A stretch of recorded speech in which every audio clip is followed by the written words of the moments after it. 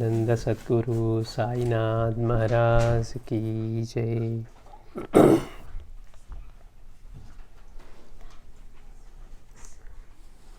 गुरु ब्रह्मा गुरुर्विष्णुः गुरुर्देवो महेश्वरः गुरु साक्षात् परब्रह्म तस्मै श्री गुरवे नमः।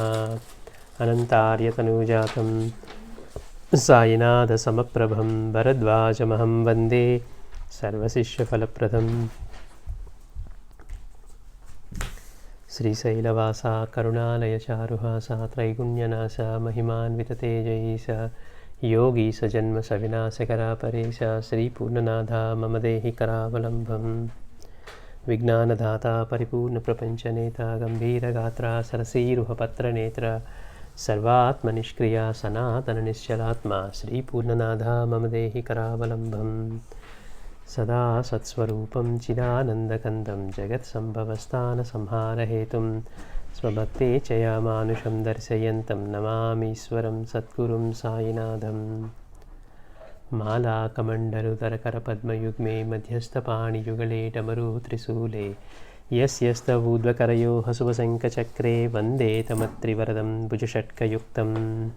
काषायवस्त्रं करदण्डधारिणं कमण्डलं पद्मकरेण शङ्खं चक्रं गदाभूषितभूषणाढ्यं श्रीपादराजं शरणं प्रपद्ये। औदुम्बरः कल्पवृक्षः कामधेनुश्च सङ्गमः चिन्तामणिगुरोपादौ दुर्लभो भुवनत्रये। जटाधरं पाण्डुरङ्गं शूलहस्तं कृपानिधिं सर्वरोगहरं देवं दत्तात्रेयमहं भजे। श्रीदत्ताय गुरवे नमः। श्रीदत्ताय गुरवे नमः। श्रीदत्ताय गुरवे नमः।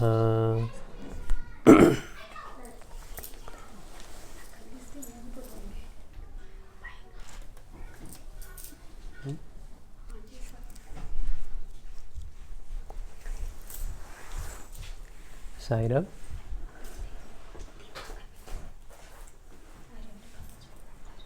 సాక్షాత్తు మనం బాబా సన్నిధిలో కూర్చున్నామన్న విషయాన్ని మనం మనసులో గుర్తు చేసుకొని బాబాకి, బాబా పటానికి, ఆయన విగ్రహానికి భేదమే లేదని బాబా ఇచ్చినటువంటి లీలలను ఒక్కసారి మనసులో స్మరించుకొని మనం సత్సంగ కార్యక్రమాన్ని ప్రారంభం చేసుకుందాం.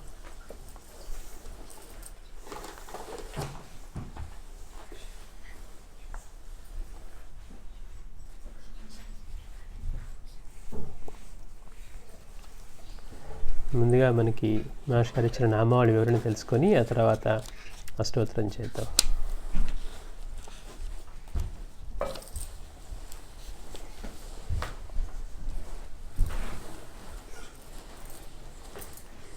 ఓం సమర్థ సద్గురు శ్రీ సాయినాథాయ నమః. ఓం సమర్థ సద్గురు శ్రీ సాయినాథాయ నమః. అంటే ఆ నామానికి మాస్టర్ గారు వివరణిస్తున్నారు. ప్రణవస్వరూపుడు, పరబ్రహ్మమే తానుగా అవతరించిన గురువు, సర్వసమర్థుడు అయిన సాయినాథునికి నమస్కారం అంటున్నారు. అంటే మనం ఓం సమర్థ సద్గురు శ్రీ సాయినాథాయ నమః అంటే మాస్టర్ గారి వివరణ. ప్రణవస్వరూపుడు, పరబ్రహ్మమే తానుగా అవతరించిన గురువు, సర్వసమర్థుడు అయినటువంటి సాయినాథునికి నమస్కారం. అంటే పరబ్రహ్మమే తానుగా అవతరించిన గురువు అన్నమాట. అటువంటి సమర్థుడైనటువంటి సాయినాథునికి నమస్కారం. అందుకే బాబా మనకి పదే పదే చెప్పారు, సాయి అంటే ఈ షిరిడిలో ఉన్న 5 నెలలు గల శరీరమే అంటే మీకు సాయి అంటే తెలియనట్లే అన్నారు. నా వయసు లక్షల సంవత్సరాలు, నేను రామాయణ భారత కాలంలో కూడా ఉన్నాను అన్నారు. అంటే ఎప్పుడు ఉండే తత్వం, ఎప్పుడు ఉండే ఆ పరబ్రహ్మ స్వరూపమే. ఆ స్వరూపమే మన పోయేవారం చెప్పినట్టు కరుణ, ఆయన యొక్క కరుణ వల్లే మనకి ఆయన అవతారంగా మనకి లభ్యమయ్యారనమాట. భగవంతుడు మన మీద ఉన్న కరుణతోటి అట్లా మానవ రూపంలో అవతరిస్తూ ఉంటాడు. అటువంటి ప్రణవస్వరూపుడు, పరబ్రహ్మమే తానుగా అవతరించిన గురువు, సర్వసమర్థుడు అయినటువంటి సాయినాథునికి నమస్కారము అంటున్నారు. ఓం విశ్వప్రాణాయ సాయినాథాయ నమః. ఓం విశ్వప్రాణాయ సాయినాథాయ నమః. అంటే ఈ నామానికి మాస్టర్ గారు వివరణ మనకి చెప్తున్నారు. విశ్వరూపాన్ని ధరించిన ప్రాణశక్తి తానైన సాయినాథునికి నమస్కారం.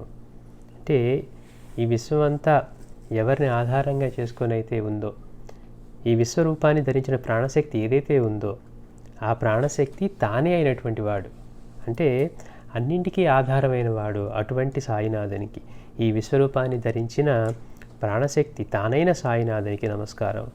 బాబా చరిత్రలో అంతా కూడా దీన్నే మనకి అన్ని లీలల ద్వారా అనుభవం చేస్తూ ఉన్నారు. ఆ బాబా యొక్క లీలలోని విశిష్టతే అదనమాట.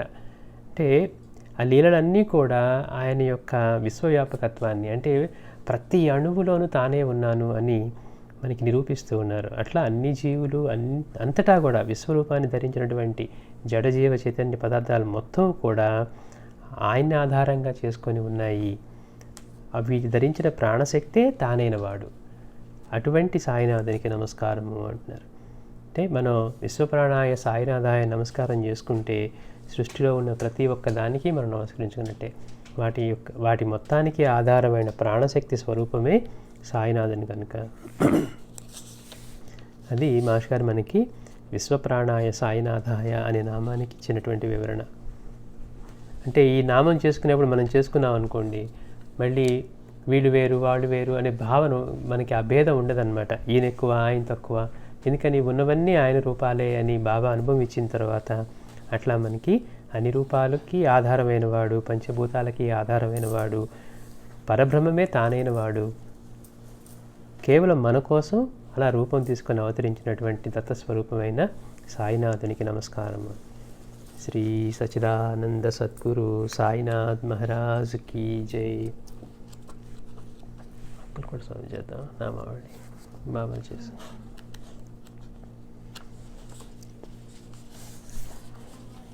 ఇప్పుడు పూజలో మనం బాబా నామావళి చేసాం కాబట్టి స్వామి సమర్థ అష్టోత్తరం చేద్దాం. శ్రీ సచిదానంద సద్గురు సాయినాథ్ మహారాజ్ కీ జై.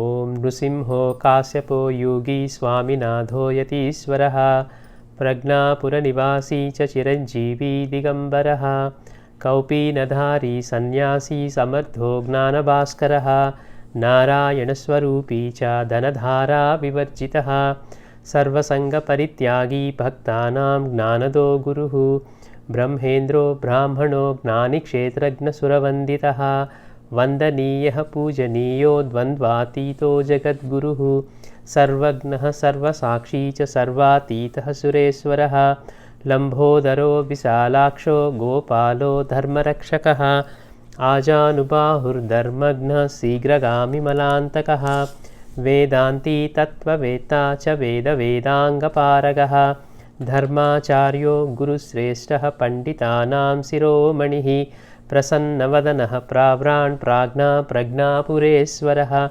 కామజిత్క్రోధజిత్యాగీ నిత్యముక్త సదాశివः మాయాతీతో మహాబాహుర్మహాయోగీ మహేశ్వరः కాషాయ వస్త్రకామారీ దంబాహంకారవర్జితः ముండీతుర్యాశ్రమీ హంసో ధ్యానయోగపరాయణः ధ్యానయోగి ధ్యానసిద్ధో నిర్వికల్పో నిరంజనः గీతాపుస్తకధారీ గీతాపాఠప్రవక్తः గీతాశాస్త్రవిశేషజ్ఞో గీతాశాస్త్రవివర్ధనः శివः శివకరः శైవः బ్రహ్మవిష్ణుశివాత్మకः హరప్రియో హరిరూపः పాండురంగः సకస్తథా జగద్రూపో జగద్వంద్యో జగత్పూజ్యో జగత్పకः జగద్బంధు జగత్పుత్రో జగన్మాతా జగత్పితా ముక్తసంగః సదా ముక్తో ముని మౌనపారాయణः గోవిందో గోవిందాం శ్రేష్టో మహాసిద్ధో మహామునిః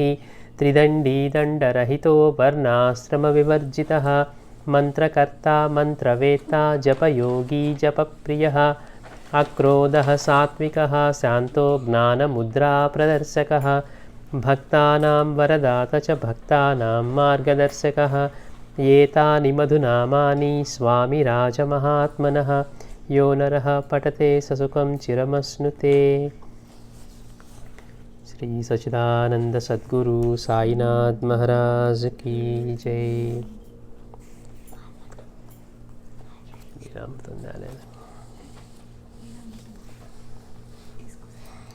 ఒకసారి లీలా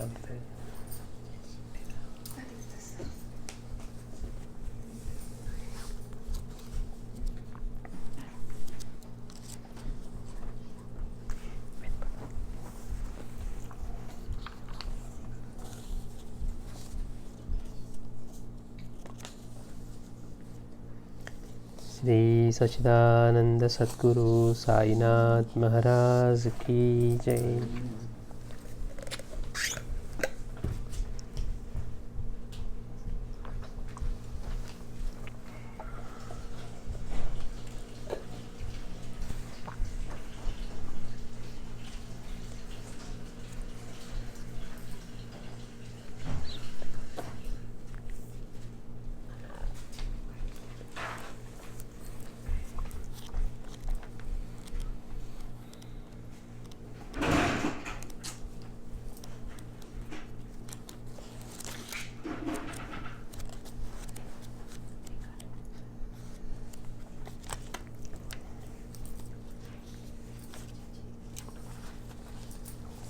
బాబా అంటున్నారు, ఆద్యంతాలు లేని ఈ పాదాలు పరమ పవిత్రమైనవి.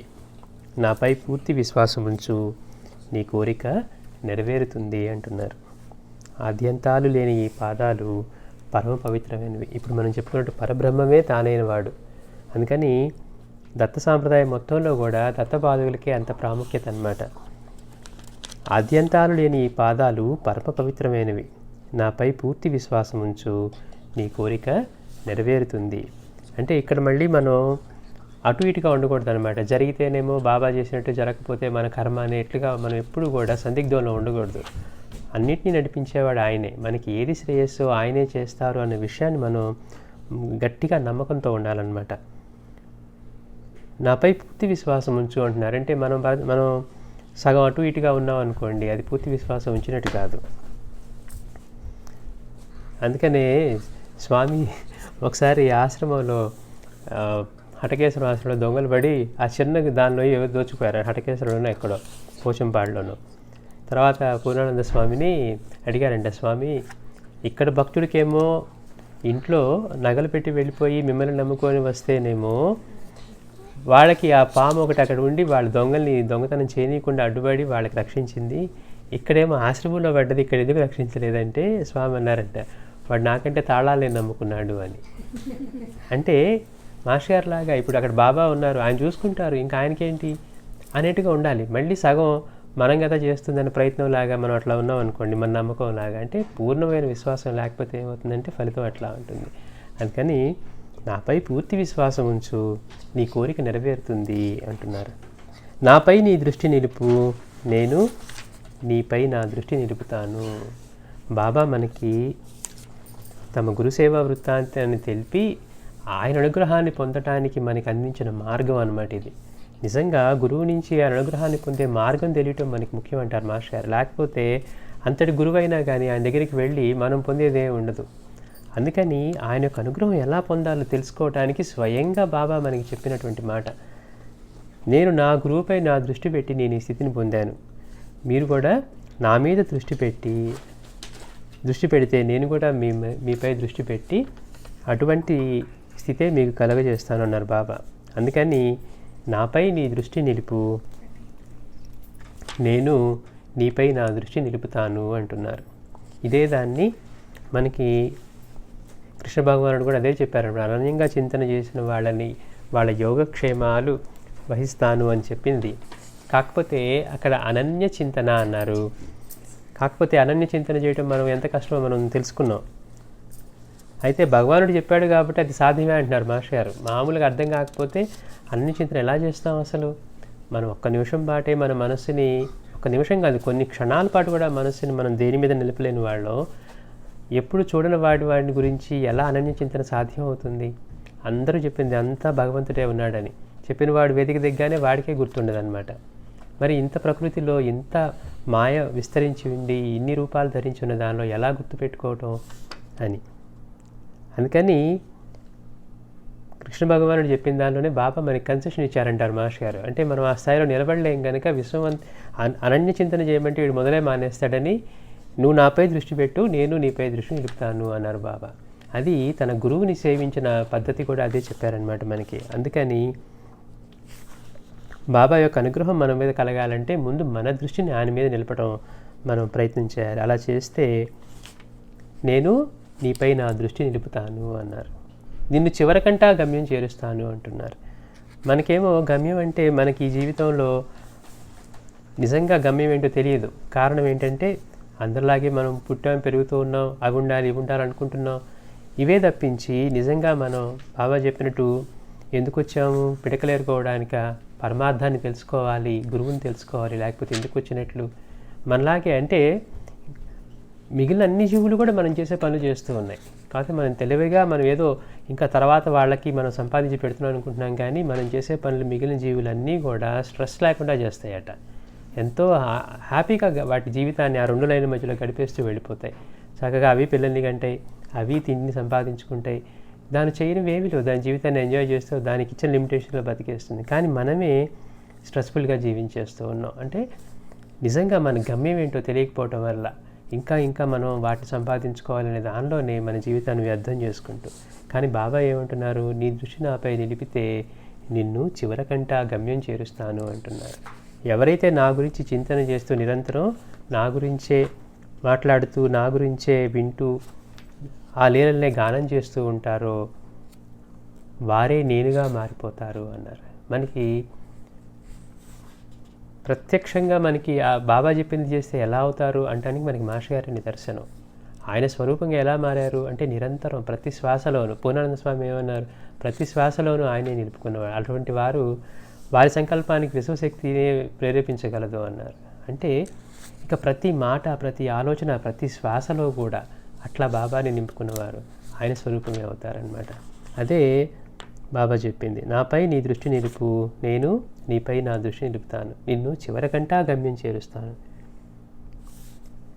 ఇది తెలియకపోతే ఏమవుతుందంటే ఏదో కోరికలు వచ్చాయండి, కష్టాలు వచ్చాయి, పారాయణ చేసాం, వదిలేసాం అనుకుంటున్నావు. కానీ బాబా యొక్క సాంప్రదాయం తెలిస్తే, నిజమైన మహాత్ములు చెప్పినట్టు బాబా గురించి తెలిస్తే ఆయన విశ్వం మొత్తానికి గురువు అని తెలుస్తుంది అన్నారు. తెలియని వాడికి ఎలా ఉంటుంది, ఏదో బాబా లీలలు చేశాడంట, బాబా కథలు చెప్పారంటే ఇట్లా ఉంటుంది. కానీ ఆయన సాంప్రదాయం తెలిసిన వాళ్ళకి ఇది అల్టిమేట్ అని తెలుస్తుంది అనమాట. అంటే ఎక్కడైనా ఏ సాంప్రదాయంలో అయినా మళ్ళీ సాధన చేసి పైకి వెళ్ళి పడిపోయే అవకాశం ఉన్నా, ఇక్కడ మాత్రం విశ్వమంతా తానే అనుభవించి ఏ ప్రకృతి అయితే అందరినీ మహర్షుల్ని సైతం మాయ చేయగలిగిందో అదే ప్రకృతి మనకి గురు రూపమై సాయి రూపమై బోధిస్తుంది అంటారు మాస్టర్ గారు. అది మనకి బాబా ఇచ్చినటువంటి సౌలభ్యం. మిగిలినవన్నీ మనం గుర్తుపెట్టుకున్నా ఎప్పుడు చూడండి దాన్ని ఎలా గుర్తుపెట్టుకుంటాం అంటారు. కానీ మనం బాబా చిత్ర పారాయణ చేస్తూ ఆయన మీద దృష్టి పెడుతూ ఉంటే మన మాటలు కానివ్వండి, మన చూపులు కానివ్వండి, ఏదైనా మనం ఏది చేస్తూ ఉన్నా కానీ ఆయన తలంపుకు వస్తారు. నువ్వు నీ చూపు ఎక్కడ పడితే అక్కడ నేనున్నానని గుర్తుపెట్టుకో అన్నటువంటి బాబాది ఆ అనుభవంలోకి తీసుకొస్తారనమాట. అందుకని మనకి మాయ చేసే ప్రకృతే గురుస్వరూపమై మనకి బోధిస్తుంది అంటారు మాస్టర్ గారు. అది మనకి బాబా ఇచ్చినటువంటి సౌలభ్యం. నన్ను నమ్మిన వారినెన్నడూ పతనం కానివ్వను, నేను చివరికంటా గమ్యం చేరుస్తాను, నన్ను నమ్మిన వారినెన్నడూ పతనం కానివ్వను. ఈ సద్బ్రాహ్మణుడు లక్షలాది జనాన్ని శుభ్రమార్గంలో గమ్యం చేరుస్తాడు అంటున్నారు. అంటే ఈ సద్బ్రాహ్మణుడు అంటంలో సదా బ్రహ్మంలో చరించేవాడు, పరమాత్మ స్వరూపుడు. అంటే ఏ పరబ్రహ్మం అయితే ఉందో దాని గురించి ఆయన చెప్పేటప్పుడు ఏమంటున్నారు, ఈ సద్బ్రాహ్మణుడు అంటున్నారు. అంటే సదా బ్రహ్మంలో చరించేవాడు అని. అట్లా ఈ సద్బ్రాహ్మణుడు లక్షలాది జనాన్ని శుభ్రమార్గంలో గమ్యం చేరుస్తాడు. నన్నే ధ్యానించి నా లీలలు గానం చేసేవారు నేనుగా మారిపోతారు అంటున్నారు. అంతకంటే ఏం కావాలి మనకి? నన్నే ధ్యానించి నా లీలలు గానం చేసేవారు నేనుగా మారిపోతారు. అంటే అట్టి స్థితినే ఇస్తాను, అట్టి ఆనంద స్థితినే ఇస్తాను అని బాబా ప్రమాణం చేస్తున్నారు మనకి. వారి కర్మ నశిస్తుంది, నేనెప్పుడూ వారి చెంతనే ఉంటాను. నా సమాధి నన్ను ఆశ్రయించిన వారితో మాట్లాడుతుంది, వారి వెంటనే తిరుగుతుంది. నా సమాధి నుంచి కూడా నేను నా కర్తవ్యం నిర్వహిస్తాను. చాలామందికి ఉంటుంది అనుమానం, మరి బాబా ఎప్పుడో ఉన్నారు, ఆయన భౌతిక దేహం వదిలే సమాధి అయ్యారు కదా, మరి ఇప్పుడు ఆయన ఆశ్రయించవచ్చా లేదా అని. అంటే మాస్టర్ గారి అనుభవం కూడా మనకి కొంతమంది ఎలా చెప్పారంటే, భౌతికంగా ఉన్న గురువుని ఆశ్రయించాలి అంటే మాస్టర్ గారికి మళ్ళీ కుళ్ళవణి మహారాజు వీడు ఎలా చెప్పారు, సాయినాథుడి విషయం వేరు, ఆయన పూర్ణ దత్తాంశ కాదు, ఆయన పూర్ణ దత్తావతారం. ఆయన పూర్ణ దత్తావతారం, అంశ కూడా కాదనమాట. అంటే ఆయన బాబా చెప్పినటువంటి మాటనే.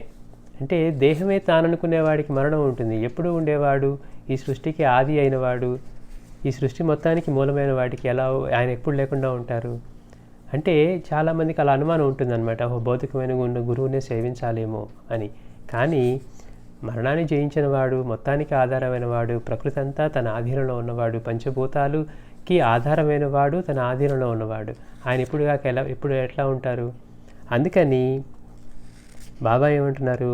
నేను ఎప్పుడు వారి చెంతనే ఉంటాను, నా సమాధి నన్ను ఆశ్రయించిన వారితో మాట్లాడుతుంది, వారి వెంటనే తిరుగుతుంది.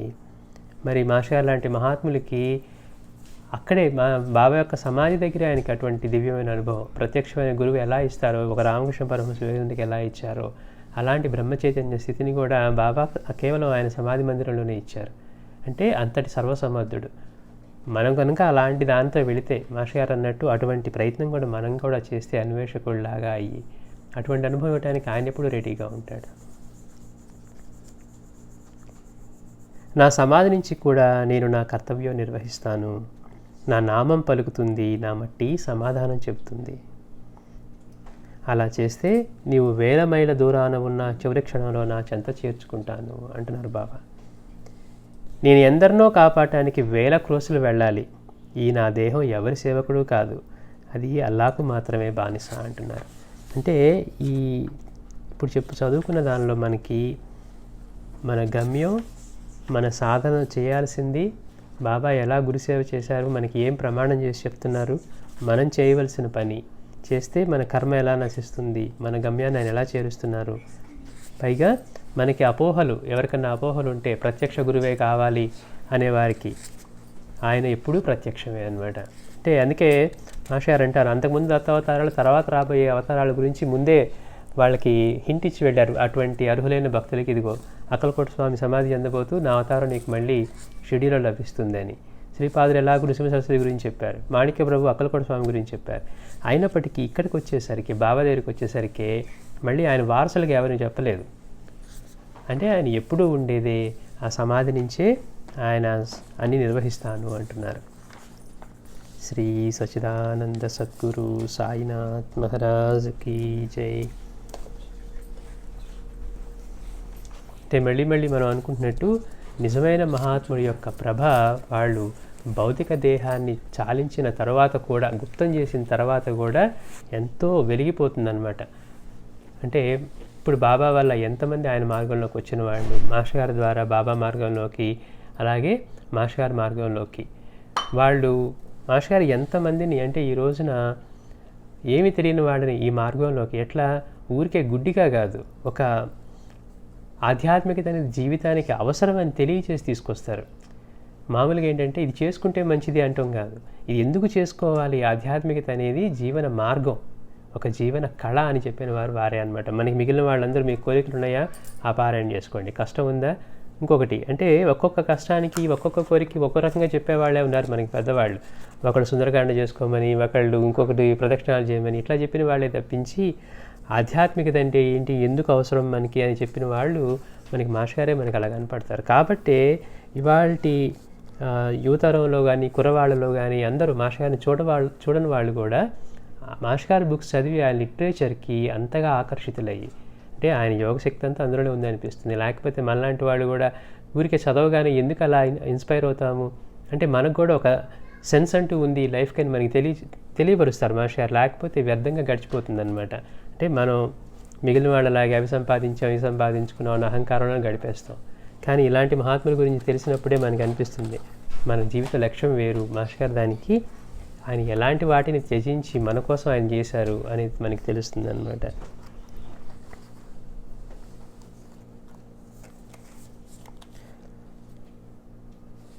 మనం ఈ బాబా చాలా చోట్ల మనం వింటూ ఉంటాం, వాళ్ళింట్లో పూజలు చేస్తూ ఉంటే ఊది రాలింది, వీరింట్లో నుంచి పటాల నుంచి తేనె గారుతూ ఉంది, లేకపోతే ఇంకోటని.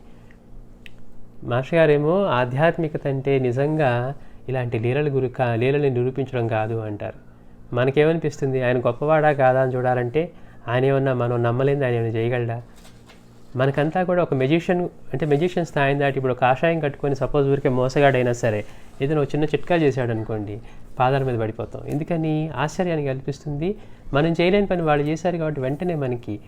అందుకని ఆస్తిక నాస్తిక చర్చల్లో కూడా వాళ్ళందరూ ఇలాంటివి అడిగేవారట మాస్టర్ గారిని, మీరు ఎలా నిరూపిస్తారంటే మాస్టర్ గారు ఒకటే చెప్పారు, ఆధ్యాత్మికతకి ఇలా శక్తులు ప్రకటన చేయడానికి, లీలలు నిరూపించడానికి అసలు సంబంధమే లేదు అన్నారట. ఆధ్యాత్మికత అంతా కూడా నువ్వున్నావు, నీకు ఒక మనసు ఉంది, నీకు దుఃఖం ఉంది, దాన్ని ఎలా అధిగమించి నువ్వు ఎలా జీవించాలో ఆనందంగా జీవించడానికి మార్గంగా చెప్తుంది తప్పించి మీరు అది నిరూపిస్తే నేను నమ్ముతాను, ఇది నిరూపిస్తే నేను నమ్మను, ఇలాంటివి అనే మాటకి అసలు ఎక్కడ అవకాశం ఇలా మాస్టర్ గారితో ఈ ఆస్తి నాస్తి చర్చలు జరిపిన వాళ్ళతో మొదట చెప్పే కండిషన్ అదనమాట. ఆధ్యాత్మికతకి, లీలల నిరూపణకి, లేకపోతే మీకున్న శక్తుల నిరూపణకి అసలు సంబంధమే లేదంటారనమాట. కానీ మనకేమనిపిస్తుంది, అక్కడ ఆయన అట్లా చేశారంట, ఆయన ఇక్కడ ఇట్లా చేశారంట. ఇప్పుడు బాబా ఉన్నారు, ఆయన ప్రతిరోజు నీటితో వెలిగించగలరు దీపాలని, కానీ ఆయన మనకు అవకాశం ఇస్తూ ఉన్నాడు. అక్కడ ఉన్న వాళ్ళందరికీ ఒరే నేను భిక్షకు వచ్చినప్పుడు మీకు ఇస్తే మీ మొత్తాన్ని నేను స్వీకరించి మిమ్మల్ని శుద్ధం చేసి మీలో జ్ఞానజ్యోతులు వెలిగిస్తానని చెప్తున్నారు. అందుకే నూనె అడగటంలో కూడా మీ సంస్కారాలని నా జోలిలో వేయండి, వాటిని నేను స్వీకరించి శుభ్రం చేసి మీ హృదయాల్లో జ్ఞానజ్యోతులు వెలిగిస్తాను అని చెప్తున్నారు. కానీ మన సంస్కారాన్ని వదులుకోవడానికి సిద్ధంగా ఉండవన్నమాట. అదే పూర్ణానంద స్వామి ఉన్నారు, స్వామి కూడా అదే స్థాయి. అంటే పంచభూతాలు వాళ్ళ ఆధీనంలో ఉన్న ఎంత సామాన్యంగా ఉంటారు అంటే ఇటువంటి లీలల ప్రదర్శనకు కానీ వేటికి వెళ్ళరన్నమాట. ఇలానే ఒకరోజు ఆశ్రమంలో, చిన్న ఆశ్రమం అది, అప్పటికి ఇంకా ఎవరు లేరు, శూన్యం ఒక్కతే ఉన్నారట, చీకటి పడిపోయింది, దీపం వెలిగిద్దామని చూస్తే నూనె లేదు. స్వామి ఏమో ఆయన లోకంలో ఆయన ఉన్నారు, ఎప్పుడు ఆనంద స్థితిలో ఉంటారు. అయ్యో అక్కడ అది ఉందా, ఇది తిన్నామా, ఇది అని కూడా చూడనివారు. ఇక తప్పనిసరి అయ్యి స్వామిని డిస్టర్బ్ చేస్తున్నామే అనుకుంటూ వెళ్ళి అడిగారట, స్వామి చీకటి పడుతుంది, దీపం వెలిగిద్దాం అంటే నూనె లేదన్నారట. మరి స్వామి బయటికి వెళ్ళి తెచ్చేవారు కాదు కదా, మరి ఇప్పుడు ఏదైనా చేయాలి కదా అని, సరే దాంతో నీళ్లు తీసుకురా అన్నారట. ఇదేంటి నూనె లేకపోతే నీళ్లు తీసుకురమ్మన్నారు అనుకొని సరే నీళ్లు తీసుకొచ్చిస్తే దాంతోనే పోసి వెలిగించారట. రాత్రంతా దీపం ఇంకా చక్కగా వెలుగుతూ ఉంది. అంటే వాళ్ళ అవసరానికి అలా వాడతారే తప్పించి, లేకపోతే భక్తుల్ని ఆదుకోవడానికి వాళ్ళకి ఇది ఉందని కానీ నిరూపించడం కానీ, లేకపోతే గొప్పగా అనిపించుకోవాలని కానీ ఉండదు. మనకేమనిపిస్తుంది, అలా లీలలు చేసేవాళ్లే గొప్ప, లేకపోతే అలా సిద్ధులు మాయ చేసేవాళ్లే గొప్ప. చాలామంది వస్తారు, మేము కూడా బాబాలాగా దీపాలు వెలిగిస్తామంటారు. అసలు బాబాలాగా ఎందుకంటున్నావు అంటే అది నకిలీ అని, అనుకరిస్తున్నామంటేనే నకిలీ అని. అనుసరించేవాడు వేరుగా ఉంటాడు. బాబాను అనుసరించేవాడు ఆయన చెప్పిన మాటలు వింటాడు. జీవితంలో ఎలా మనం మంచి మార్గంలో వెళ్ళాలి, బాబా యొక్క అనుగ్రహాన్ని పొందాలనుకునేవాడు అనుసరించేవాడు. బాబాను అనుకరించేవాడు ఆయనలాగా మాట్లాడాలి, ఆయనలాగా వేషధారణ చేసుకోవాలి, ఆయనలాగా కట్టుకోవాలి, ఆయనలాగా ఉండాలి అని జనాల్ని మోసం చేస్తాడు. వాడు అనుకరించేవాడు అనమాట. అనుసరించడానికి అనుకరించడానికి అంత తేడా ఉంది. ఎందుకు ఇది చెప్పుకుంటున్నామంటే, జనరల్గా మనకి ఇవి అన్నీ ఆశ్చర్యాన్ని కొంత క్యూరియాసిటీ ఇంకా అలాగే చేస్తాయి. అదిగో వాళ్ళ ఇంట్లో పూజ చేస్తే ఊది రాలిందట అంటే వాళ్ళు మహాభక్తులు, అందుకని ఊది రాలింది, మనం భక్తులం కాదా అని కూడా మనకు అనిపిస్తుంది. అంటే మనకేంటి ఇలాంటి లీలలు జరగట్లేదే అని. మాస్టర్ గారిని ఇట్లానే ఒకడు అడిగారు, మాస్టర్ గారు మా ఇంట్లో విభూతి రాలుతుంది అంటున్నారు కొందరు, మీరు దాన్ని వివరింప కోరుతాను అని ఒకటి రాస్తే దానికి మాస్టర్ గారు చెప్తున్నారు, ఈ కలికాలం ముద్రను కొద్దీ గ్రామాల్లోనూ ఎన్నెన్నో వింతైన శక్తులు ఉద్భవిస్తాయని, అటువంటివి చూసి అదే దైవమని పోతులూరి వీరబ్రహ్మం గారు కాలజ్ఞానంలో ఎన్నోసార్లు హెచ్చరించారు. దైవం నమ్ముతారని. అది ఈనాడు ప్రత్యక్షంగా చూస్తున్నాము అంటున్నారు. ఆయన ముందే హెచ్చరించారంటే ఇలాంటివన్నీ ప్రకటమవుతాయి అని. ఎందరెందరో తమ ఇళ్లలోని పటాల నుండి విభూతి, తేనె, నీరు వంటివి వస్తున్నాయని చెప్తున్నారు.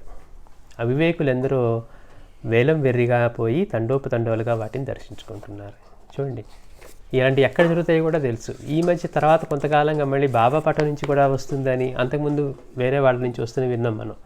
ఈ మధ్యకాలంలో బాబా పటం నుంచి కూడా వస్తున్నాయని, బాబా మందిరాల్లో వస్తున్నాయని. అంటే వాళ్ళు ఆ మందిరానికి ఫోకస్ తీసుకురావాలనే తపనలో ఇలాంటి ప్రయత్నాలు చేస్తూ ఉంటారు కొంతమంది. అంటే అలా చేస్తే కానీ వాళ్ళందరూ రారేమో, ఫోకస్ రాదేమో, మరి ఫండ్స్ రావేమో, మెయింటెనెన్స్కి, వీటన్నిటికీ ఏదో ఒక ట్రిక్స్ అనమాట. వాటి నుంచి విభూతి, తేనె, నీరు వంటి వస్తువుని చెప్తున్నారు. అవివేకులు ఎందరో వేలం వెర్రిగా పోయి తండోపతండోలుగా వాటిని దర్శించుకుంటున్నారు. కానీ ఇది కలి వైపరీత్యమేనని గుర్తుంచుకోగలగటమే వివేకం. ఇది కలి యొక్క వైపరీత్యమేనని గుర్తుంచుకోగలగటమే వివేకం. వివేకం ఉన్న వాళ్ళు ఇలాంటి వాటికి పడిపోరనమాట. మనం వెళ్ళిపోయి ముందు చూసేసారని చెప్పి జనాలు ఎగబడి వెళ్ళిపోతారు. వెళ్ళిపోయి అక్కడికి వెళ్ళిపోయి ఇప్పుడైతే ఇంకేముంది, మీడియా ఛానల్స్, టీవీలు, అక్కడికి వెళ్ళిపోయి వాడి కెమెరాలు పెట్టేసి దాన్ని ఇంకాస్త బాగా హైప్ తీసుకొచ్చేస్తారు.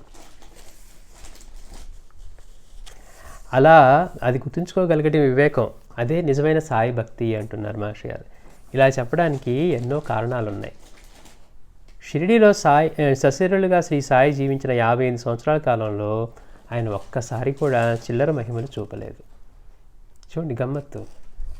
చేసిన లీలలన్నీ ఎక్కడో ఉన్న ఆపదలో ఉన్న భక్తుడినో దేనికో రక్షించడానికో అట్లాంటివి జరగాల్సిందే, పైగా తర్వాత తెలియాల్సిందే తప్పించి, లీల అనుభవిస్తున్న వాడికి కూడా లీల అయిపోయిన తర్వాత ఈ లీలలో భాగమై ఉన్నాం కదా అని అనుకోవడమే తప్పించి వేరే తెలియటానికే అవకాశం లేదనమాట. ఎప్పుడు చిల్లర మహిమలు చేయలేదు. మనం చాలామందిని చూస్తాం, వాళ్ళ యొక్క గొప్పతనాన్ని నిరూపించుకోవడం కోసం అసలు మీరు యూట్యూబ్లో వీడియోల్లో కొడితే అందరూ నోట్లోంచి శివలింగాలు తప్పితే వేరే తీరు. గమ్మత్తు. చూడండి ఎంతమంది ఉన్నారు అట్లా తీసిన వాళ్ళు. ఇప్పుడు సాయి లాంటి వాళ్ళు ఎవరైనా తీశారా? స్వామీజీ దగ్గర ఒకసారి కూర్చొని ఉంటే ఒక శివరాత్రికో దేనికో ఒక భక్తుడు వచ్చాడంట. వచ్చి పాద నమస్కారం చేసుకుంటూ ఉంటే స్వామి బొటన వేలు లాగి ఇలా ఇచ్చారట. ఎవరికి కనపడలా. అక్కడ ఫ్లాష్ లాగా ఏదో జరిగింది, స్వామి ఏదో ఇచ్చారు, ఆయనకి ఏదో ఇచ్చారు. అతనేమో తీసుకొని నోట్లో వేసేసుకున్నారట స్వామి ప్రసాదం. స్వామీజీ అలా కూర్చొని ఉన్నారు. వచ్చి అందరూ దర్శనం చేసుకుంటూ ఉన్నారు. ఆ భక్తుడు మరి ఎలాంటి భావంతో వచ్చారో స్వామి ఏం చేశారు, ఒక్కసారి తమ బొటన వేలు నుంచి ఇట్లని ఇలా తీసి ఇలా ఇచ్చారట. ఇచ్చి ఇవ్వగానే అతను ఇది పెట్టేసుకొని నోట్లో వేసేసుకున్నాడు. అంటే స్వామి ప్రసాదం ఏదన్నా కానివ్వండి అదని. తర్వాత వెళ్ళి చూస్తే అది గట్టిగా ఉంది, ఏదో తగులుతుందని చూస్తే శివలింగం అట. అక్కలకోట స్వామి ఉన్నారు. ఇలా అంటే ఆత్మపాదుకలు తీస్తారు. ఆయన బంగారపు గొలుసులు తీరు, ఇంకోటి తీరు, ఇంకా వేరే అనుమానాలే ఉండవన్నమాట. అంటే మహాత్ములు నిజమైన వాళ్ళు ఎలా చేస్తారు, వాళ్ళ భక్తుల యొక్క కోరికను అనుగ్రహించి ఆ సమయంలో అలా ప్రకటన చేస్తారు తప్పించి చిల్లర మహిమలని ఎప్పుడు కూడా ఉండవన్నమాట. పైగా బాబా దగ్గరికి వచ్చేసరికి అటువంటివి చేస్తూ ఉన్న కుశాభవును మందలించి మాన్పించారు. మసీదులకు కూడా అడుగుపెట్టిన వాళ్ళ కారణం కేవలం అటువంటి ఒక్క సిద్ధిని సాధించి అతను ఆ సిద్ధితో ప్రదర్శన చేస్తూ ఉన్నాడు. మనలాంటి వాళ్ళకి ఏమనిపిస్తుంది, ఏమంటే ఆధ్యాత్మికతలో లాగటానికి అది ఉపయోగపడుతుంది కదా, ఎప్పుడు ఇటువైపు చూడని వాళ్ళకి కనీసం ఒక జిజ్ఞాస కలుగుతుంది, క్యూరియాసిటీ కలుగుతుంది కదా అని. కానీ మాస్టర్ గారు దాన్ని ఒప్పుకోలేదన్నమాట. అది నిజమైన ఆధ్యాత్మికత నుంచి కేవలం వాళ్ళని ఆ సిద్ధుల మీద, కోరిక మీద, అంటే చదువు దేనికోసం చదువుకోవాలో కాకుండా వాళ్ళు మనం కేవలం చదువు ఉద్యోగం కోసం చదువుకునేది లాగా అవుతుందన్నమాట. మనం చదువుకునేది దేనికి, తెలుసుకుంటే ఉండే ఆనందం. మనకి విజ్ఞానం కానివ్వండి, ఏదైనా ఎలా ఉంది తెలుసుకోవడంలో మనకి ఆనందం కలగాలి. మనకు అలా ఎందుకు కలగదు, మన మీద రుద్దపడుతుంది అనమాట ప్రతి ఒక్కటి. అదే మనం ఇప్పుడు అనుకుంటాం, అప్పుడు ఏంటి అలా చదువుకోవడానికి అంత ఇబ్బంది పడ్డాం, ఇప్పుడు తెలుసుకుంటుంటే బాగుందే అనిపిస్తుంది. అప్పుడేంటి మన మీద రుద్దేశారు. పైగా మనకి అంత ఫోర్స్డ్ లాగా ఉంటుంది మన ఎడ్యుకేషన్. నిజానికి ఎడ్యుకేషన్ ఇప్పుడు ఏమవుతుంది, ప్రకృతి ఇలా ఉంటుందంట, లేకపోతే ఇలా తిరుగుతుందంట, ఎంత ఆశ్చర్యం అని ఇప్పుడు అనిపిస్తూ ఉంటే మనం మెచ్యూర్ అయిన తర్వాత ఇదంతా ఎంత బాగుంది అనిపిస్తుంది. మనసుకు కూడా ఒక రకమైన ఆనందాన్ని కలిగిస్తుంది. కానీ మనం చదువుకున్న రోజులు ఎప్పుడు ఆనందంగా చదువుకున్నాను ఎవ్వరు చెప్పరు. ఎన్ని మార్కులు వచ్చినోడైనా సరే ఆ మాట చెప్పడు. కనుక అటువంటివి చేస్తున్న కుశాభవన్ కూడా మందలించి మాన్పించారు. అంటే ఇటువంటివన్నీ కూడా నిజమైన ఆధ్యాత్మికతని కాకుండా ఇటువైపు లాగేవే అనమాట. అందుకని బాబా అతని మసీదులోకి కూడా రానివ్వకుండా ఆ సిద్ధులన్నీ వదులుకున్న తర్వాతే రానిచ్చారు. కనుక ఆయన దృష్టిలో ఇవెంతో హీనమైనవే కాక నిజమైన ఆధ్యాత్మిక జీవితాన్ని మరిపించే తుచ్చమైన భ్రాంతులు అంటున్నారు. అంటే ఎందుకు ఇలాంటి అవేర్నెస్ మనకి లేకపోతే, ఇప్పుడు మన బిల్డింగ్లోనే ఎక్కడో జరిగింది అనుకోండి, ఎవరో మహాభక్తులు ఉన్నారు, వాళ్ళు చేశారు, ఊది పడిపోయింది, వెళ్ళటమా వెళ్ళకపోవటమా, మనకి ఏమనిపిస్తుంది, అబ్బా ఎంత విశేషం, వెళ్ళి చూడాలనిపిస్తుంది. లేకపోతే ఏదో పటం నుంచి తేనె గారుతుందంట, అది ఇంకోటి ఏదో జరుగుతుంది. కానీ నిజమైన భక్తి, నిజమైన వివేకం ఉన్నవాడు అలాంటి వాటికి, అలాంటి భ్రాంతులకి లోబడరు. బాబా ఏం చెప్పారు, బాబా ఏం చేశారు చూడగలిగితే అంతటా అద్భుతమే ఉంది. ఒక గింజ మనం నాటితే అది ఎలా ఇలా అవుతుంది, అసలు 2వ రోజుకి 3వ రోజుకి అందులోంచి మొక్క ఎలా వస్తుంది, ఇన్నాడు అది ఎక్కడుంది, అసలు అది అద్భుతం కాదా? మనం పెట్టాం కాబట్టి అది మొక్క వచ్చేస్తుంది అనేంత డిఫాల్ట్గా తీసుకుంటున్నాం. కానీ ఎంత క్రియ జరుగుతూ ఉంది. అదే మొక్క మన ఇంట్లో టేబుల్ మీద ఉన్నసేపు ఆ గింజకి మొక్క రాలేదే. భూమిలో నాటగానే ఆ మ్యాజిక్ ఎక్కడ జరుగుతుంది, అందులో జీవశక్తి ఎట్లా ఉంది, ఆ పచ్చదనం ఎక్కడి నుంచి వస్తుంది, ఆ లేతదనం వచ్చేప్పుడు అసలు మనం చిన్న చిన్న చిగురు ఆకులు చూస్తే మనకి ఎంత ముచ్చటగా ఉంటాయో, అది మళ్ళీ పెరిగి పెద్దవి దానికి ఒక పూలో ఆకులో వస్తున్నాయి అనుకోండి, అంటే అద్భుతం ఎప్పుడు జరుగుతూ ఉంటుంది. కానీ మన అద్భుతాలు అలాంటివి చూడం. మనం చూసేది ఏంటి, వాడి చేతిలో పెట్టి ఏదో తీసాడంట, లేకపోతే నోట్లోంచి ఏదో తీసాడంట, పట్టం నుంచి ఏదో పడిందట, ఇలాంటి వాటికే మనం భ్రాంతులకి వాటికి తొందరగా మనం అట్రాక్ట్ అవుతుంటాం. కానీ ప్రకృతిలో జరిగే ప్రతి ఒక్క అద్భుతం కూడా, ఇన్ని గ్రహాలు గాల్లో ఎలా వేలాడుతూ ఉన్నాయి, మనం పైన తిరిగే భూమి మీద ఉంటే మనకి ఎందుకని తెలియట్లేదు? తన చుట్టూ తాను తిరుగుతూ సూర్యుడి చుట్టూ తిరుగుతుంది కదా, మరి తెలియాలి కదా మనకి. టేబుల్ మీద చైర్ మీద కూర్చొని కదిలితేనే తెలుస్తుంది కదా, మనకి ఎందుకు తెలియట్లేదు? ఇలాంటివి మనకి ఏవి ఆశ్చర్యాన్ని కల్పించవు. కాబట్టి ఇటువి నాడు షిరిడి సాయిబాబా విగ్రహం నుండి పటాల నుండి కూడా వస్తున్నాయి కదా అంటున్నారు. కానీ ఇది కూడా ఆయన పేరు అగ్నులైన సాధకులు ఎవరో చేస్తున్నదే కానీ ఆయన లీల కాచాలదు. బాబా చేసినటువంటి లీలలు కాదు. వీళ్ళు ఏదో ఒకటి అలా మాయ చేసి ఏదో ఒకటి చేస్తున్నారు. షిరిడి నుండి తెచ్చుకున్న విభూతిలోను తీర్థంలోను సాయికి మన ఇంట భక్తితో అభిషేకం చేసుకున్న తీర్థానికి ఆయన నామస్మరణకు దివ్యమైన శక్తి ఉండగా, ఇలా పటాల నుంచి విగ్రహాల నుండి రాలిన విభూతికి తీర్థానికి గల అదనపు మహిమ ఏముంటుంది? ఇట్లా ఊరికే దాని నుంచి రాలిన వాటికి ప్రత్యేకమైన స్పెషాలిటీ ఏమి ఉండదు అంటున్నారు.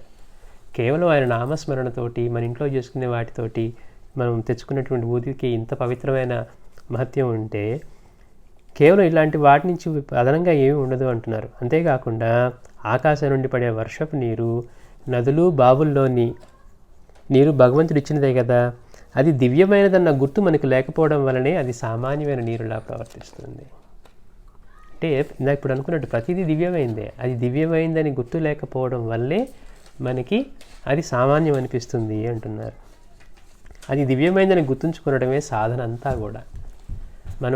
నీటిని మనం ఎప్పుడు తెలుస్తుంది నీటి యొక్క విలువ? దాహంతో మనం తప్పించిపోతూ ఇది లేకపోతే ఇంక మనం కష్టమేమో అనుకున్నప్పుడు నీరు ఇంత ఇంపార్టెంట్ కావాలని తెలుస్తుంది. అది లేనప్పుడు మనకి నీరే కదా అనిపిస్తుంది, మనం కొనుక్కోగలిగిందే కదా అని. కానీ నీరులో ఏంటి అది అంత గొప్పతనం అనేది మనకు అప్పుడు తెలియదు. మనకు నీరు గురించి తెలుసు అనుకుంటాం, నీరు గురించి ఏంటి, నీరుని ఎలా వాడుకోవాలో తెలుసు మనకి, అంతే అన్నమాట. అట్లా అది దివ్యమైందని గుర్తుంచుకోవడమే సాధన అంతా అంటున్నారు మాస్టర్ గారు. అప్పుడు మన అజ్ఞానం అనే పొర మన కళ్ళపై నుండి తొలగి మనకు వాటి దివ్యత్వం అనుభవం అవుతుంది. ఇదే నిజమైన ఆధ్యాత్మికత. ఈ పటాల నుండి రాలే విభూతి తీర్థము, ఈ మహత్తరమైన పటాల నుండి రాలేవి మాత్రమే దివ్యమైనట్లుగా భ్రమింపజేస్తాయి. సర్వత్రా దైవాన్నే సాయినే చూడమన్న సాయి బోధను మరిపిస్తాయి. ఇవన్నీ కూడా ఇలాంటి చమత్కారాలను చూసినందువల్ల కలిగే విశ్వాసం అవి ఆగిపోగానే ఎన్నెన్నో అపోహలకు కారణమవుతుంది. ఇందాక మనం అనుకున్నట్టు ఇట్లాంటి వాటికి కనుక అట్రాక్ట్ అయిన వాళ్ళు అవి కనుక జరగకపోతే మళ్ళీ అనుమానం వస్తుంది. మనం అనుకున్నాం కదా అట్లాంటివి, దీనివల్ల నిజంగా ఆధ్యాత్మిక వైపు ఇంట్రెస్ట్ కలుగుతుందంటే కలగదు. ఆ జరిగే వాటి మీద ఏదో కనుక్కుందామను, లేకపోతే మనం చేయలేకపోతున్నది. ఇప్పుడు కుశాబో దగ్గర మిఠాయిలు తెప్పిస్తున్నాడు, తేలిగ్గా ఉంది కదా, ఆయన వెళ్తే 2 ఇస్తాడు ఫ్రీగా, మనం డబ్బులు పెట్టకుండా అనుకున్నాం. అట్లాగా ఇవన్నీ కూడా సర్వత్రా దైవాన్ని సాయినే చూడమన్న సాయి బోధన మరిపిస్తాయి. ఇలాంటి చమత్కారాలను చూసినందువల్ల కలిగే విశ్వాసం అవి ఆగిపోగానే ఎన్నెన్నో అపోహలకు కారణమవుతుంది. ఒకరి ఇంటిలో ఇలా జరిగితే అలా జరగని వాళ్ళందరూ సరైన భక్తులు కారేమోనన్న అపోహకు కారణమవుతుంది. ఇందాక మనం అనుకున్నట్టుగా, అయ్యో మనం ఇన్ని రోజులు పూజ చేస్తున్నామే, మన ఇంట్లో ఎప్పుడు అలా ఊది రాలేదే, తేనె రాలేదే, అంటే మనం అంత భక్తులం కాదా, వాళ్ళు చేస్తూ ఉన్నారే, అయితే వాళ్ళకి దాని ద్వారా వాళ్ళ ప్రవర్తనలో ఏమైనా మార్పు వచ్చిందా, వాళ్ళ సాధనలో ఏమైనా మార్పు వచ్చిందా, ఇవి మనం చూడవలసినవి. కానీ అటువంటివి ఏమీ ఉండవు అన్నమాట. అలా అయితే అందరికంటే ముందుగా మహల్సాపతి, శ్యామ, దీక్షిత్, మేగుడు వీరెవ్వరూ సరైన భక్తుల కారణం మాట అంటున్నారు. మరి బాబాని ప్రత్యక్షంగా ఆయన్ని సేవించి అంతటి అనుగ్రహాన్ని పొందిన ఆ భక్తులలో కూడా రావాలి కదా ఇలా.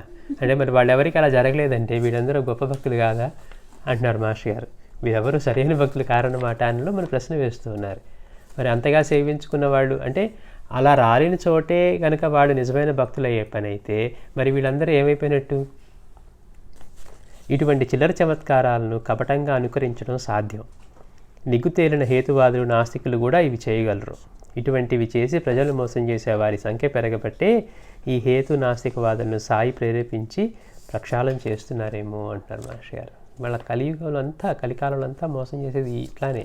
అంటే మనల్ని తేలిగ్గా బుట్టలో వేసుకోవాలంటే ఏంటి, వాడేదో తీసి మాట్లాడుతూ తీసి చేతిలో పెడతాడు, అయిపోయింది, అదేదో బాబా పటమో ఏదో అవుతుంది. అన్నీ కూడా తయారు చేసినవి తీస్తాడు కానీ తయారు చేయలేదు ఏది తీయలేడు. మనం సరిగ్గా గమనించం కానీ వెనక చూస్తే అది మేడ్ ఇన్ ఎక్కడ కూడా ఉంటుంది అనమాట.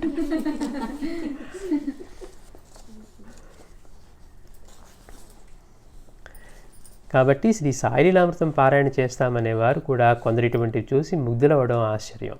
మేము బాబా చిత్ర పారాయణ చేస్తామండి, అందులో మాస్టర్ గారు రాసినటువంటి లీలామృతం పారాయణ చేస్తామనే వాళ్ళు కూడా ఇలాంటివి చూసి ముగ్ధులవడం ఆశ్చర్యకరంగా ఉంది అంటున్నారు మాస్టర్ గారు. అంటే మనకి అటువంటి వివేకాన్ని అందించి ఉండాలి.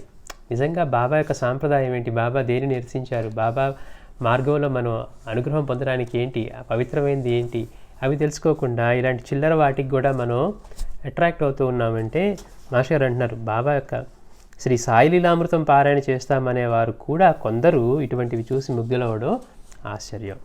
అందులో సాయి ఏమి చెప్పారో తెలుసుకోకుండానే వారు ఎలా పారాయణ చేయగలిగారు. మనం ఏమనుకుంటాం, పారాయణ అంటే లైన్లు చదివేసామండి, కళ్ళు తిప్పేసామనుకుంటాం. ఫస్ట్ సారి అయితే కథల్లాగా ఏవో కొన్ని గుర్తుంటాయి, తర్వాత కథలు గుర్తు కూడా రావు, లేదు తెలిసిన లేదే చూసేస్తూ ఉంటాం. కళ్ళు అంటే మనకి కొత్తదనం కావాలి. అందుకని మాస్టర్ గారు అంటున్నారు అసలు బాబా ఏం చెప్పారో తెలుసుకోకుండా వారి చరిత్ర పారాయణ ఎలా చేయగలిగారు అంటున్నారు మాస్టర్ గారు. కాబట్టి సాయి బోధించింది ఎవరి కోసం? శ్రీ షిరిడి సాయిని కొలుస్తూ శ్రీ సాయి లీలామృతం పారాయణ చేసుకునే ఇళ్లలో కూడా ఇలా జరుగుతున్నది కదా అంటారేమో. అందుకు కారణం వారు ఏ జన్మలోనో ఇలాంటివి కావాలని కోరుకొని ఉంటారు. అంటే కొంతమంది మరి ఇలాంటి వాళ్ళ ఇంట్లో కూడా జరుగుతున్నాయి కదండి. అంటే గత జన్మల్లో ఇలాంటివి చూసి ఇవి కావాలని తపన పడి ఇలాంటివి కోరుకునే వాళ్ళు ఉంటారట. అందుకని అలాంటి వారికి అవి జరిగి ఉండొచ్చు అంటున్నారు మాస్టర్ గారు. అందుకని దానిని సాయి అలా తీరుస్తున్నారేమో. వారు ఈ జన్మలోనైనా వివేకంతో వాటి విలువ ప్రచారం ఇవ్వకుండా ఉండగలరేమో. చూడడానికే సాయి ఇలా జరుగునిస్తూ ఉండనివ్వచ్చు. అంటే అయిపోయింది, ఊది వచ్చేసి పటం నుంచి రాలింది, తేనె వచ్చేసి రాలిపోయింది, అయిపోయింది. ఇప్పుడు మనలో ఏమన్నా మార్పు వచ్చిందా? మాస్టర్ లాగా ఒక అద్భుతమైన అనుభవం కలిగిందా? కొంచెంసేపు ఏమైనా ధ్యానంలోకి వెళ్ళగలిగారా? లేకపోతే ఇంకోటి చేయగలిగారా? లేకపోతే వీళ్ళ జీవితంలో ఎలాంటి మార్పు వచ్చింది? పటం నుంచి ఊది వచ్చింది, లేకపోతే పటం నుంచి తేనె వచ్చింది, ఇంకోటి వచ్చింది, పూలే పడ్డాయి అనుకున్నాం. అంటే బలంగా వీళ్ళు గతంలో అలాంటివి జరగాలని అంటే మనం కూడా గట్టి భక్తులు అనిపించుకోవాలి జనాల దృష్టిలో. మనదంతా కూడా అదే కదా, మనం జనాలు అనిపించుకోవాలనుకుంటాం.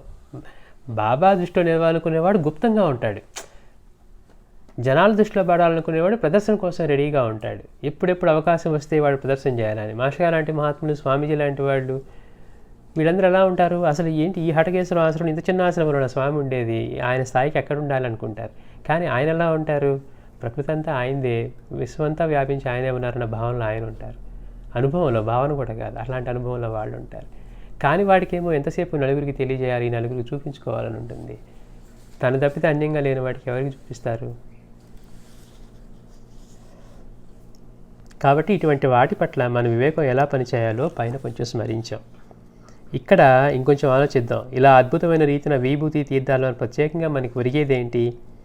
శ్రీ సాయిబాబా చరిత్ర పారాయణ, నామస్మరణ మన హృదయంలో రాలే భక్తి అనే సాయి సన్నిధిగాను మార్చగలుగుతుందనేది మరిచి, ఆ సాయినాథుని ప్రసాదం మరిచి ఈ విభూతిని నమ్మడం ఎంతో దౌర్భాగ్యమే అంటారు మాస్టర్ గారు. నిజంగా బాబా చిత్ర పారాయణ ద్వారా, నామస్మరణ ద్వారా మన హృదయంలో రాలే భక్తి అంటున్నారు. అంటే అలా లోపల భక్తి కలగటం, అది రావాల్సింది. అలా కాకుండా కేవలం పటాల నుంచి ఇంకోటో కావాలనుకోని, అంటే మనం కూడా గొప్ప భక్తులమే అని చెప్పించుకోవడానికి, అంటే వారింట్లో కూడా వచ్చింది. ఒకప్పుడు తెలియక ఇలానే ఏదో రొట్టెల ఇదని చేసేవాళ్ళు. ఈ స్టేజ్ పెడితేనో, లేదా ఒక రొట్టె మీద ఇంకో రొట్టె పెడితేనో దానిలో జరిగే క్రియ వల్ల వస్తూ ఉంటుంది. మనం రోజు పాలు తోడుపెట్టి పెరుగు అవుతుందంటే ఎలా ఉంటుందో, ఒక రొట్టె మీద ఇంకో రొట్టె పెట్టి ఇంకో రొట్టె వచ్చిందంటే అలానే ఉంటుంది. కానీ వాళ్ళు ఏం చెప్పుకునేవాళ్ళు? ఇది బాబా లీలే అనేవారు. అంటే ఆ రూపంలో పెట్టేసి ఇట్లానే వచ్చిందని. బేసిక్ నాలెడ్జ్ ఉన్నవాళ్ళు ఎవరైనా కానీ చెప్తారనమాట. అందుకని ఇటువంటి నిజమైన ప్రసాదం మన హృదయంలో జరిగే మార్పు కాకుండా వీటి పట్ల ఇట్లాంటి విభూతిని నమ్మడమే దౌర్భాగ్యం అంటున్నారు. ఆయన నిషేధించిన వాటినే సన్మానించే మనం శ్రీ సాయి అనుగ్రహానికి పాత్రలమవుతామా? బాబా వీటిని నిరసించారు కదా, ఇలా చేసే వాళ్ళని దగ్గరికి కూడా రానివ్వలేదు కదా. మరి అలాంటప్పుడు మనం ఇలాంటివి నమ్మటం అనేది, మనం బాబా యొక్క అనుగ్రహానికి పాత్రలు అవుతామా? అందుకని మనం నిషేధించిన మత్తు పదార్థాలకు మన బిడ్డల బానిసలైతే మనకి ఎంత క్షోభ కలుగుతుందో, శ్రీ సాయికి కూడా మన పట్ల అంతే క్షోభ కలుగుతుంది. చూడండి, మన పిల్లల్ని ఇలాంటి వాటిని అంటే తాకొద్దని చెప్తాం. వాళ్ళ జీవితంలో పాడు చేసేవి ఏమైనా ఉన్నాయనుకోండి, అటువంటి వాటిని వాళ్ళు కనుక వాటికి లోనవుతున్నారు, స్మోకింగో, డ్రింకింగో, ఇంకో చెడు వ్యసనానికి తల్లిదండ్రులు ఎంత క్షోభిస్తారో, సాయినాథుడు మనకి ఏదైతే చెప్పారో, అంటే ఇటువంటి చిల్లర మహిమలు చేసే వాటి కోసం, అట్లాంటి వాటిని బాబా నిరసిస్తే వాటి కోసం మనం ఆకర్షితులు అవటం, వాటినే నమ్మటం, ఎవరన్నా ఇంట్లో పూజలోంచి ఇలా వాళ్ళ ఇంట్లో పటంలోంచి ఊది పడిందనో తేనె పడిందనో మనం వేలం వెర్రిగా పిచ్చివాళ్ళలాగా వెళ్ళిపోవటం. ఇంతకాలం మనకి బాబా అందించినటువంటి ఆ మార్గం కానీ సాంప్రదాయం కానీ బాబా దేన్ని నిరసించారు, దేన్ని ఆదరించారు, బాబా యొక్క స్మరణతోటి మనలో జరిగే మార్పు ముఖ్యమా, ఇట్లాంటివి ముఖ్యమా, మనం ఏం కోరుకుంటున్నాం, జనాల యొక్క గుర్తింప, బాబా యొక్క అనుగ్రహం అనేది మనం కనుక తెలుసుకోలేకపోతే మన బిడ్డలు దేనేదే వద్దంటే మనం వాళ్ళని దాన్నే పట్టుకుంటే ఎంత క్షోభపడతామో, సాయి దేని నిరసించారో మనం వాటి పట్లే మనం భ్రాంతి మనం ఇట్లాంటివి పెంచుకుంటే ఆయన కూడా అలానే బాధపడతారు అంటారు మాస్టర్ గారు. శ్రీ సాయికి కూడా మన పట్ల అంతే క్షోభ కలుగుతుంది. ఎందుకని తండ్రి ఎప్పుడు బిడ్డ యోగ్యుడు అవ్వాలనుకుంటాడు, అంతే తప్పించి వీడు పోతే మనకేంటి అనుకోడు. ఆయన వచ్చిన అవతరణ కార్యక్రమమే అది. సృష్టిలో ఉన్న ప్రతి ఒక్కడు మళ్ళీ పూర్ణత్వం చెందే వరకు ఆయన అవతారం కొనసాగుతూనే ఉంటుంది. అందుకని ఆయనకు కూడా అటువంటి క్షోభే కలుగుతుంది. కానీ ఆ తండ్రి దయామయుడు, ఎవరిని దండించడు. మనమన్నా మన పిల్లల్ని దండిస్తాం, కానీ మాస్టర్ గారు అంటున్నారు బాబా దయామయుడు, ఎవరిని దండించడు. 2-3 సార్లు హెచ్చరిస్తాను, వినకుంటే నీ కర్మకు నేను విడుస్తాను అన్నదే వారి పద్ధతి. మనకు అనిపిస్తుంది ప్రతిదీ కూడా ఆయన దండించేయచ్చు కదా అని. ఇంకా స్వేచ్ఛ మనకి ఏమి ఇచ్చినట్టు? చట్టంలో పెట్టేసి మనం ఇలానే ఉండాలంటే ఇలానే ఉంటాం. స్వేచ్ఛ ఇస్తే కదా మనం మనం ఏంటో తెలిసేది మనకి. మనం అనుకుంటాం రోజు ఇంట్లోనే ఉంటే అబ్బా నా అంత మంచివాళ్ళు లేరని. నలుగురిలోకి వెళ్తే కదా అసలు మనలో ఉన్న బలహీనతలు బయటపడేది. వాళ్ళని గౌరవిస్తున్నారా లేదా, వాళ్ళని చూసి కనీసం విష్ చేయలేదే, ఇవన్నీ మొదలయ్యేది ఎప్పుడు? మనం జనాల్లోకి వెళ్ళినప్పుడు. అదే మన ఇంట్లో ఉన్నాం అనుకోండి, మనల్ని ఎవరికి గదిలించరు, 4 గోడల మధ్యలో ఉంటాం, మనంతటా మనం మంచివాళ్ళు ఎవరు లేరని మనమే సర్టిఫికేట్ ఇచ్చుకుంటూ ఉంటాం. కానీ బయటకు వెళ్ళగానే వాళ్ళని విష్ చేయలేదు, నేను మాట్లాడించినా వాళ్ళు మాట్లాడలేదు, లేకపోతే ఇలాంటివన్నీ కూడా మనకి ఎక్కడ వస్తాయి అంటే మనం జనాల్లోకి వెళ్ళినప్పుడు. అందుకని స్వేచ్ఛనివ్వకుండా కనుక ఉంచితే బాబా కూడా ఇక అందరూ మంచివాళ్ళు, ఇక లేదే ఉంది, మన స్వేచ్ఛ ఉంటేనే కదా మనం మనుషుల్లాగా ఉండగలుగుతుంది. అందుకని మాస్టర్ గారు అన్నారు ఆ తండ్రి దయామయుడు, ఎవరిని దండించడు, 2-3 సార్లు హెచ్చరిస్తాను, వినకుంటే నీ కర్మకు విడుస్తాను అంటున్నారు. ఎందుకని ఆ కర్మే దండిస్తుంది, వాడు చేసే పనిని బట్టి ఆ కర్మ యొక్క ఫలితం పొందాల్సిందే అన్నదే వారి పద్ధతి. ఆ పైన మన ప్రారంధం ఎలా ఉంటే అలా చేస్తాం అంటున్నారు. అంటే దీన్ని బట్టి మనకి ఏం తెలుస్తుందంటే బాబా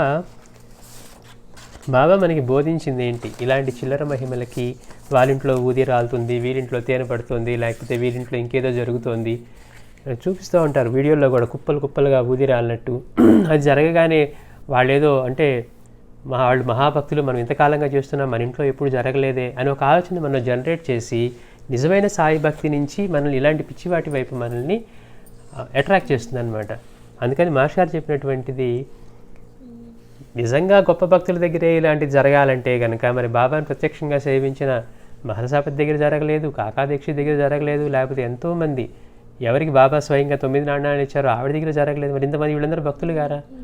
అందుకని అటువంటి అవగాహన పెంచుకొని నిజమైన భక్తి అంటే ఏంటి అనేది మనం తెలుసుకోమని చెప్తున్నారు మాస్టర్ గారు. శ్రీ సచ్చిదానంద సద్గురు సాయినాథ్ మహారాజ్ కీ జై.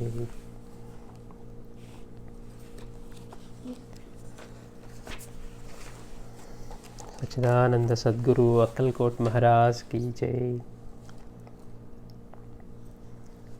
అక్కల్కోట్ స్వామి చరిత్ర 9వ అధ్యాయం. జలోదరంతో బాధపడుతున్న ఒక సాధువుకు తాము చనిపోయే లోపల ద్వారకా వెళ్ళి అక్కడ బాలకృష్ణుని దర్శనం చేసుకోవాలని కోరిక కలిగింది. ఈ సాధువుకి అనుకున్నాట ఇంకా దగ్గర పడింది టైము, కాబట్టి వెళ్ళిపోయే లోపల ఎట్లాగొట్లా ద్వారక వెళ్ళి అక్కడ బాలకృష్ణుని దర్శనం చేసుకోవాలని. కానీ అతని జబ్బు అతనికి అట్టి అవకాశం ఇచ్చేలా కనిపించలేదు. అంతలో అతడు స్వామి గురించి విని స్వామి దర్శనం చేసుకున్నాడు. చూడండి, జీవితంలో ఏదైనా లభిస్తుందేమో కానీ ఒక సత్పురుషుడి యొక్క దర్శనం లభించడం దుర్లభం అంట. మనం ఏమనుకుంటాం, అబ్బా కోట్లు సంపాదించాం, 2 ఇళ్ళు కొనేసాం, 3 ఇళ్ళు కొనేసాం, మన జీవితం అంతా వాటి గురించే మాట్లాడుకుంటాం. కానీ మన జీవితంలో ఒక నిజమైన మహాత్ముడిని దర్శనం, ఆయన పాద దర్శనం కానివ్వండి, ఆయన గురించి అలాంటి ఆశ్రమంలో ఆయన దర్శించుకోవడం కానీ అది జరగవు అనమాట మనకి. అయ్యో మొన్నటిదాకా ఉన్నారండి, మనకి తెలియదే, పక్కనే ఉన్నారే, మనకి తెలియదే అనిపిస్తూ ఉంటుంది. ఒంగోలులో ఉండి మాషయాన్ని చూడని వాళ్ళు ఎంతమంది, శ్రీశైలంలో ఉండి స్వామిని చూడని వాళ్ళు ఎంతమంది. అంటే మన జీవితంలో అన్నిటికంటే కష్టమైంది ఏంటంటే ఒక మహాత్ముడి యొక్క దర్శనం. మనం ఇప్పుడు అనుకుంటాం, బాబా ఉన్న కాలంలో మనం ఉంటేనా చక్కగా వెళ్ళి షిరిడీ వెళ్ళి ఆయన దగ్గర అన్నీ చెప్పుకొని మన కోరికలో కష్టాలు తీర్చుకొని ముక్తి పొందేదాకా ఊరుకునేవాళ్ళం కాదంటాం. మనం ఒకవేళ అప్పుడు పుట్టినా కానీ మన పని మనం చేసుకుంటూ ఉంటాం. ఇప్పుడు షిరిడీలో బయట ఇప్పుడు మనం ఇక్కడి నుంచి దూరం నుంచి వెళ్ళినప్పుడు ఏమనుకుంటాం, అబ్బా షిరిడీ వెళ్తున్నాం, మనం బాబా దగ్గరికి వెళ్ళాలి, హారతుల్లో పాల్గొనాలి, ఎప్పుడు సమయం వస్తే అప్పుడు లోపలికి వెళ్ళాలి, దర్శనానికి మళ్ళీ ఇంకోసారి అవకాశం వస్తే ఇంకోసారి అనుకుంటాం. కానీ బయట ఉండేవాడు ఎలా ఉంటాడు, వాడి కొబ్బరికాయలు అమ్ముడిపోతున్నాయా, వాడికి మిఠాయి అమ్ముడిపోతుందా, వాడి షాప్లో అమ్ముడిపోతున్నాయా అనుకుంటాడు, కానీ బాబా గురించి పట్టించుకోడు. అంటే మనకి అందుబాటులో ఉంటే మనం అట్లా చేస్తాం. ఇప్పుడు లేదు కాబట్టి ఏమనుకుంటున్నాం, మనకి కనుక ఉంటేనా మనం ముక్తి పొందేదాకా ఆయన వదిలేవాళ్ళం కాదనుకుంటాం. కానీ అంత మహాత్ములు లభించినా మనలో ఏ మార్పు కనపడదు అనమాట. అయితే ఇతని అదృష్టం కొద్దీ ఇతనికి అక్కలకోట స్వామి గురించి విని ఆయన దర్శనం చేసుకున్నారట.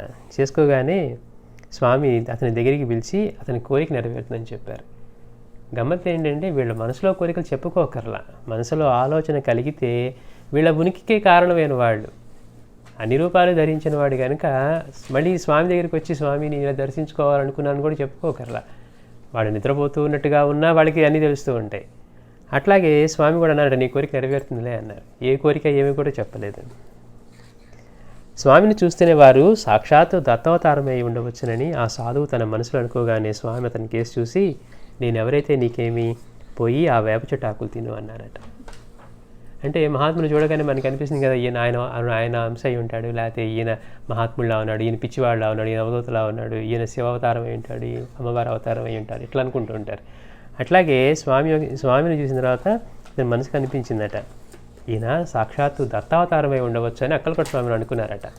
అనుకోగానే మనసులోనే ఇవన్నీ బయటకు ట్రాన్సాక్షన్ మాటలేం జరగట్లా.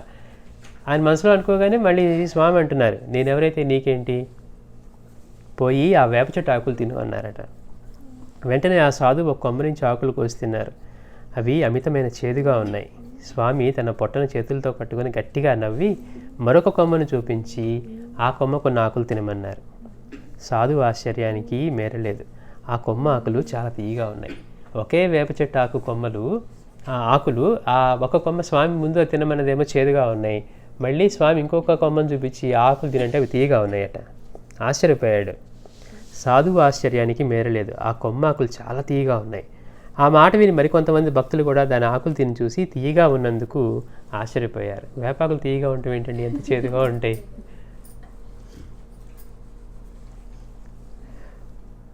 మూడు రోజుల్లో ఆ సాధువుకు ఆరోగ్యం చేకూరింది.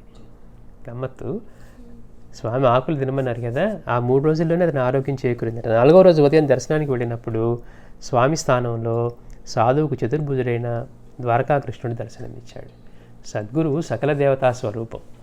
మళ్ళీ అక్కడికి వెళ్ళి నేను ఈయన కూడా చేస్తుంటాను కానీ ఆయన కూడా చేస్తూ ఉంటే కానీ ఆ తృప్తి ఉండదు అనేవాళ్ళు ఎక్కువ మంది ఉంటారు. అంటే ఏంటి, సద్గురువుని మనం విశ్వసించాం అనుకుంటున్నాం. అబ్బా నాకు బాబా అంటే భలే నమ్మకం అండి. మన నమ్మకం అంతా మనం పెట్టుకున్న కోరిక తీరటమో మన కష్టం తీరటం దగ్గరే మన నమ్మకం. అది కనుక జరగకపోతే ఏమోనండి అంటారు కానీ నాకు ఏం జరగలేదు అనేవాళ్ళు ఎక్కువ ఉంటారనమాట. నమ్మకం అనే పదానికి మనం అర్థం తెలియకుండా వాడేస్తూ ఉంటాం. నమ్ముతాం, మేము నమ్ముతాం అంటే ఏంటి, ఏం నమ్మటం అంటే ఏంటి అనేది కూడా మనకి తెలియదు. విశ్వమంతా నేనే ఉన్నాను బాబా చెప్పారు. నమ్మటం అంటే అది. అన్ని జీవుల్లోనూ నేనే ఉన్నాను, అన్ని జీవుల్లో నన్ను చూసేవాడు నాకు ఇష్టం, వాటిని నమ్మటం అంటే. నియమాలు చెప్పినా, నమ్మటం అని చెప్పినా, విశ్వాసం చెప్పినా వాటిని నమ్మాలి, అనుభవంలోకి తెచ్చుకోవాలి. కానీ మనం నమ్మటం అంటే మనం ఏమంటే, అబ్బా నేను భలే నమ్ముతానండి, ప్రతి గురువారం ఆయనకి పూజ చేస్తాను, నేను నమ్ముతాను. ఏం నమ్ముతున్నావు అనేది మనకు తెలియదు. నమ్ముతామని మాత్రమే మనం వాడతాం అనమాట. అట్లా 4వ రోజు ఉదయం దర్శనానికి వెళ్ళినప్పుడు స్వామి స్థానంలో సాధువుకు చతుర్భుజుడైన ద్వారకాకృష్ణుడి దర్శనమిచ్చాడు. అందుకే అక్కలకోట స్వామి మనకి అంతకుముందు నెలలో కూడా మనం అనుకున్నాం, ఆయన అక్కలకోట స్వామిని సేవిస్తూ కూడా మళ్ళీ ఇంట్లో ఇష్టదేవతను ప్రార్థిస్తున్నాడని స్వామి ఎత్తిపొడుపుగా అంటారనమాట. అంటే ఏంటి, వీడు ఇంకా ముతుకు దుప్పట్లు వేసుకుంటున్నాడు అన్నారు. అంటే సద్గురువుని సేవించడం జరీశాలువు లాంటిది. మళ్ళీ సద్గురువు దగ్గరికి వచ్చిన తర్వాత కూడా నేను పలానా వాళ్ళని నేను పూజ చేస్తూ ఉంటానండి, నేను ఇంకా అక్కడే ఉన్నాను అంటే, ఇప్పుడు మన ప్రమోషన్ వచ్చి మనం కాలేజీకి వెళ్ళా, నేను ఇంకా నాకు కిండర్ గార్డెన్లో చదువుకునేవే బాగున్నాయండి అనే స్థాయిలో మన మనసు ఉందనుకోండి, మనల్ని ఎవరు ఏం చేయలేరు. అందుకని స్వామి ఏం చెప్తున్నారు, సద్గురువు అనేవాడు సకల దేవతా స్వరూపం. సృష్టి మొత్తంలో ఇన్ని దేవతలు ఎవరి నుంచి వచ్చారో, ఎవరైతే ఆధారమై ఉన్నారో ఆయన అక్కడికి వెళ్ళిన తర్వాత మనకి ఎప్పుడు కూడా గుర్తుపెట్టుకోవాల్సింది, ఇంతకాలం మనం చేసినటువంటి పూజలు కానివ్వండి, మన ఇష్టదేవతని, అది వాళ్ళు తృప్తి చెందితేనే మనకి సద్గురువు దగ్గరికి పంపిస్తారు ప్రమోషన్ లాగా. అక్కడికి వెళ్ళి కూడా మళ్ళీ మనం ఇంకా వెనక దగ్గర ఉన్నాం అనుకోండి, అప్పుడు గురువులు మనకి మళ్ళీ హెచ్చరిక చేస్తారనమాట. అట్లా స్వామి కూడా అంటూ ఉండేవారు. ఇక్కడ ఇతని అదృష్టం కొద్దీ అతని ఆరోగ్యము చేకూరింది. అట్లాగే అతని కోరికైనటువంటి ద్వారకాకృష్ణుడిని దర్శించుకోగలిగాడు ఇక్కడ. పైగా తన్మయత్వంతో సాష్టాంగపడి లేచేసరికి ఆ స్థానంలో చిరునవ్వు నవ్వుతూ స్వామి కూర్చొని ఉన్నారు. కనపడ్డారు, అక్కడ ద్వారకాకృష్ణుడు కనపడ్డారు. మళ్ళీ వెంటనే ఆయన అక్కలకోట స్వామిగా కనపడేసరికి ఆయన నవ్వుతూ కూర్చున్నారట. కానీ ఆ దర్శనం సాధువుకు కలిగిన భ్రమ మాత్రమే కాదని నిరూపణ కోసం కాబోలు స్వామి చెవులుకున్న బంగారు కుండలాలు రాతి కుండలాలుగా మారిపోయాయి. అంటే ఆయనకున్న ఈ చెవుకున్నవి అట్లా రాతి కుండలాలుగా మారిపోయాయట. అంటే ఇతని కళ్ళకి ఏదో పాదనమస్కరించుకుని లేచేసరికి ఆయన భ్రమలో అలా కనపడ్డారేమో అనుకుంటానికి లేకుండా ఆయనకు అటువంటి అనుభవం ఇచ్చారనమాట. మనం బాబా దగ్గర కూడా అదే చూసాం. పండరు ఎప్పుడు వెళ్తావు అని ఆవిడని ఆడుకొని బాబా చివరికి ఇంకా వెళ్ళాలనుకున్న రోజున కరెక్ట్గా ఆయనకి ఆ రోజు మళ్ళీ పండరు పెట్టినట్టుగా దర్శనం ఇచ్చాడు బాబా. అంటే అక్కడ కూడా మళ్ళీ భ్రమపడటానికి లేదు. అందుకే తల్లి కొడుకు ఇద్దరికి ఒకే దర్శనం ఇచ్చారట. తల్లి భ్రమపడిందో కొడుకు భ్రమపడిందో అనుకోవడానికి లేదు. అంటే అనుభవం ఎట్లా ఉంటుంది, నాకు ఇలానే కనపడ్డారు, ఇద్దరు మోసపోవడానికి లేదనమాట. అట్లా ఉంటే భగవంతుడి యొక్క ఈ బాబా యొక్క లీలలు కానివ్వండి, స్వామి యొక్క లీలలు కానివ్వండి.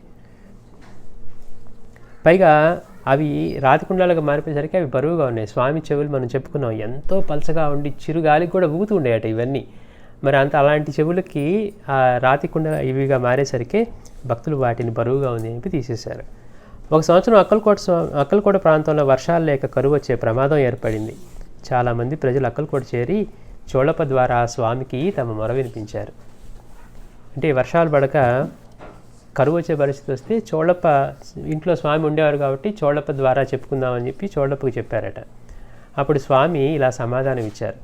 వేదంలోని 18 సూక్తం చదివించి రేణుకా సహస్రనామ పారాయణం చేయండి అని 2 రోజుల తర్వాత తన సేవకులతో కలిసి జేవూరు అనే పల్లెటూరు వెళ్ళి అక్కడ శివాలయంలోని లింగాల కేసు చూస్తూ ఆయన వర్షాలను ఇంకా పంపలేదేమి అని గర్జించారు.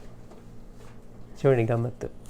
వర్షాలు రావట్లేదు, వర్షాలు పడాలని స్వామిని కోరుకుంటే ఈయన అక్కడికి వెళ్ళి శివాలయానికి వెళ్ళి ముందు భక్తులకేమో రేణుకా సహస్రనామ పారాయణ చేయమని చెప్పారట. తర్వాత స్వామి ఒక పల్లెటూరు జేవూరు అనే పల్లెటూరు వెళ్ళి అక్కడ శివాలయంలో శివలింగానికి వేసి చూస్తూ అడుగుతున్నారంట వర్షాలను ఇంకా పంపలేదేమి అని. అక్కడి నుంచి వారసంగానే మరో పల్లెటూరు వెళ్ళి అక్కడ శివాలయంలో దేవతలందరినీ తిట్టి ఆ విగ్రహాలను మీకు శనగలు కావాలా అని అడిగారు. ఆ తర్వాత ఊళ్ళో నుంచి శనగలు తెప్పించి పార్వతీ శంకరుల మీద చల్లారు. వెంటనే కుంభవృష్టి కురిసి అక్కలకోట చుట్టూ 25 మైళ్ళ వరకు వర్షంతో నానిపోయింది. మనం చెప్పుకున్నాం సకాల వర్షదాత్రే నమః అంటే సాయి ఇట్లా మనకి ఇవన్నీ నిర్వహించేది కూడా ఆయనే. ఆయన యొక్క శక్తిలో ఇన్ని రూపాలుగా మనకి ఇవన్నీ నిర్వహిస్తూ ఉంటాయి అన్నమాట. ఒకసారి స్వామి తమ అలవాటు ప్రకారం భక్తులతో కలిసి కష్టమైన బాటను ఒక ఊరు బయలుదేరారు. దారిలో ఎక్కడా తినడానికి తిండి త్రాగడానికి నీరు దొరకలేదు. కానీ స్వామికి మొరపెట్టుకునే ధైర్యం ఎవ్వరికీ లేకపోయింది. ఒక చిన్నపిల్లవాడు మాత్రం జంకు లేకుండా స్వామితో తన బాధ చెప్పుకున్నాడు. మనకేంటంటే పెద్దవాళ్ళం కాబట్టి చెప్పుకోవడానికి మనకి ధైర్యం చేయలేము. ఇది కూడా నువ్వు ఇంత మాత్రం ఆకలిని కూడా భరించలేవు అంటారని. కానీ పిల్లవాడు కనుక వెళ్ళి స్వామికి చెప్పుకున్నాడంట, స్వామి ఆకలిగా ఉందని. అప్పుడు స్వామి వాళ్ళందరినీ ఒక చెట్టు కిందకి తీసుకువెళ్ళి అక్కడ తమ వరకు తాము ఏదో పలహారం తిన్నారు. ఇది చూడండి, వీళ్ళు ఆకలిగా ఉందంటే స్వామి ఏమో వాళ్ళందరినీ ఒక చెట్టు కిందకి తీసుకెళ్ళి ఆయన వరకు ఒక పలహారం తిన్నారట. ఆ తర్వాత భక్తులందరినీ దూరంలో ఉన్న 2 మామిడి చెట్ల క్రిందకి వెళ్ళి కూర్చోమన్నారు. మొదట వాళ్ళకి అక్కడ ఏమీ కనిపించలేదు. కనిపించకపోయేసరికి స్వామి అలవాటు ప్రకారం తమను ఆటలు పట్టిస్తున్నారు అనుకున్నారు. ఇక్కడ ఎవరూ లేరు, చెట్ల దగ్గరికి వెళ్ళి కూర్చోమన్నారు, ఆయనేమో ఆకలంటే ఆయన వరకు పలహారం చేశారు అని వీళ్ళు అనుకుంటూ ఉంది. ఈ స్వామి మనతో ఇట్లా ఎప్పట్లాగే ఆటలాడుతున్నారు అనుకున్నారట. కానీ వాళ్ళ చెట్టు క్రింద వెళ్ళేటప్పటికీ అకస్మాత్తుగా వాళ్ళకు ఒక వృద్ధురాలు కనిపించి అక్కడికి భోజనానికి రావాల్సిన వాళ్ళు కొంతమంది రాలేదని వాళ్ళ కోసం వండిన భోజనం సిద్ధంగా ఉన్నదని చెప్పి వాళ్ళందరికీ వడ్డించింది. అంటే ఆయన లీలలు ఎలా ఉంటాయో చూడండి, ఎంత ఆశ్చర్యంగా ఉంటాయో. అక్కలకోట స్వామి లీలలు. వెళ్ళి చెట్టు కింద కూర్చుంటున్నారట. అక్కడికి ఏమీ లేవు, ఈయనేంటి అక్కడ ఎవరు లేకపోయినా అక్కడికి పంపిస్తున్నారు అనుకుంటే అక్కడికి వెళ్ళగానే అక్కడ ఒక వృద్ధురాలు కనిపించిందట. కనిపించి అంతా వంట అంతా సిద్ధం చేసుకొని రావాల్సిన వాడు రాలేదు అందుకని మీరు తీసుకోండి అని చెప్పి వాళ్ళందరికీ భోజనం వడ్డించింది. ఒకప్పుడు జోరుగా వర్షం కురుస్తూ ఉంటే స్వామి తమను పల్లకీలో ఎక్కించి ఆ వర్షంలో తిప్పమని భక్తులు కోరేవారు. అలానే భక్తులు ఒకసారి పల్లకీని 6 మైళ్ళు మోసుకుపోయి అలసిపోయారు. అక్కలకోట స్వామిని పల్లకీలో ఎక్కించి తీసుకువెళ్ళి వాళ్ళు అలసిపోయారట. స్వామి పల్లకి దిగి అక్కడ ఒక చిన్న గుర్రం ఉంటే దాన్ని ఎక్కి ప్రక్క ఊరుకు బయలుదేరారు. గుర్రం పొట్టి స్వామి ఏమో పొడుగు అవటం వలన ఆయన కాళ్ళు రాళ్ళకు కొట్టుకుంటూ ఉన్నాయి. ఆ పల్లకీని మోసి 6 మైళ్ళు మోసిన తర్వాత వాళ్ళు అలసిపోయి స్వామి మేము మోయలేమంటే అప్పుడు స్వామి దిగి ఒక గుర్రం ఎక్కారట. ఆ గుర్రం ఏమో చిన్నది, ఈయనేమో ఆజానుబాహుడు. అక్కలకోట స్వామి ఎట్లా బాగా పొడవుగా ఉంటారు.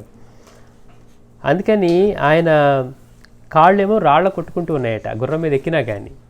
అది చూసిన భక్తులు స్వామితో తమ శరీరపు బరువును తగ్గించినట్లయితే తాము పల్లకిలో తీసుకెళ్ళగలమని చెప్పారు. స్వామి మీరు బరువు ఉండటం వల్ల పోయలేకపోతున్నాం, మీరు కనుక తేలిక పడితే మీ శరీరం బరువు కనుక తగ్గించుకుంటే మిమ్మల్ని మోసుకు వెళ్ళగలం అన్నారట. స్వామి అందుకు అంగీకరించి పల్లకీలో కూర్చున్నారు. ఈసారి పల్లకి మహాసునాయాసంగా పైకి లేచింది. ఆ రోజు రాత్రికి రోడ్డు ప్రక్కన ఆగి అందరూ విశ్రాంతి తీసుకున్నారు. అందులో ఒకరు స్వామితో భక్తులందరూ ప్రొద్దుటి నుంచి ఏమీ తినలేదని, ఆకలిగా ఉందని చెప్పారు. అప్పుడు స్వామి ఒక భక్తుడు మంచి తినుబండరాలతో వస్తున్నాడు, భయపడకండి అని చెప్పారు. కొంతసేపటికి దేశపాండే అనే భక్తుడు ధార్వాడ్ నుంచి సకుటుంబంగా బయలుదేరి ఆ దారిని స్వామి దర్శనార్థం వస్తున్నాడు. స్వామిని దర్శించి కూడా ఉన్న 100 మంది భక్తులకు వంట చేయించి షడ్రసోపేతంగా భోజనం పెట్టించాడు. మనం ఏమనుకుంటాం, ఆయన పట్టించుకోవట్లేదు, వీళ్ళు ఏదో వెళ్తున్నారు ఆకలికని. కానీ ఒక భక్తుడు అక్కడి నుంచి రావాలి అంటే ముందే ఆయనకి అటువంటి సమాచారం ఇచ్చి అటువంటి ఏర్పాటు చేయించాలన్నమాట. మనం బాబా దగ్గర వెళ్ళినప్పుడు ఇదే చూస్తాం. అతను బాబా నాకు డబ్బులు కావాలి అంటే బాబా ఇచ్చి పంపించారు. ఇస్తే మధ్యలో బాలశింపి వీళ్ళు 200 కాజేశారట. చేస్తే ఆ ఫకీరేమో అయ్యో నాకు రావాల్సింది రాలేదని వెళ్తూ ఉన్నారు. కానీ బాబా అక్కడ ఏం చేయలే. చూడండి గమ్మత్తు. మరి అంత ఇచ్చిన వాడు మళ్ళీ వీళ్ళు కొట్టేస్తారని కూడా తెలిసి ఎందుకు చేయలేదు అంటే మాస్టర్ గారు అంటారు, వాడు వచ్చినవాడు ఫకీరు, వాడికి భగవంతుడు ఇచ్చిన దాంతో తృప్తిగా ఉండటం నేర్చుకోవడం అలవాటు చేసుకోవాలి. నాకు 400 కావాల్సి ఉండొచ్చు కానీ బాబా 400 ఇచ్చినా కానీ 200 మళ్ళీ మధ్యవర్తులు వాళ్ళు ఆ డబ్బులు అందజేయడంలో వాళ్ళు కాజేశారనమాట.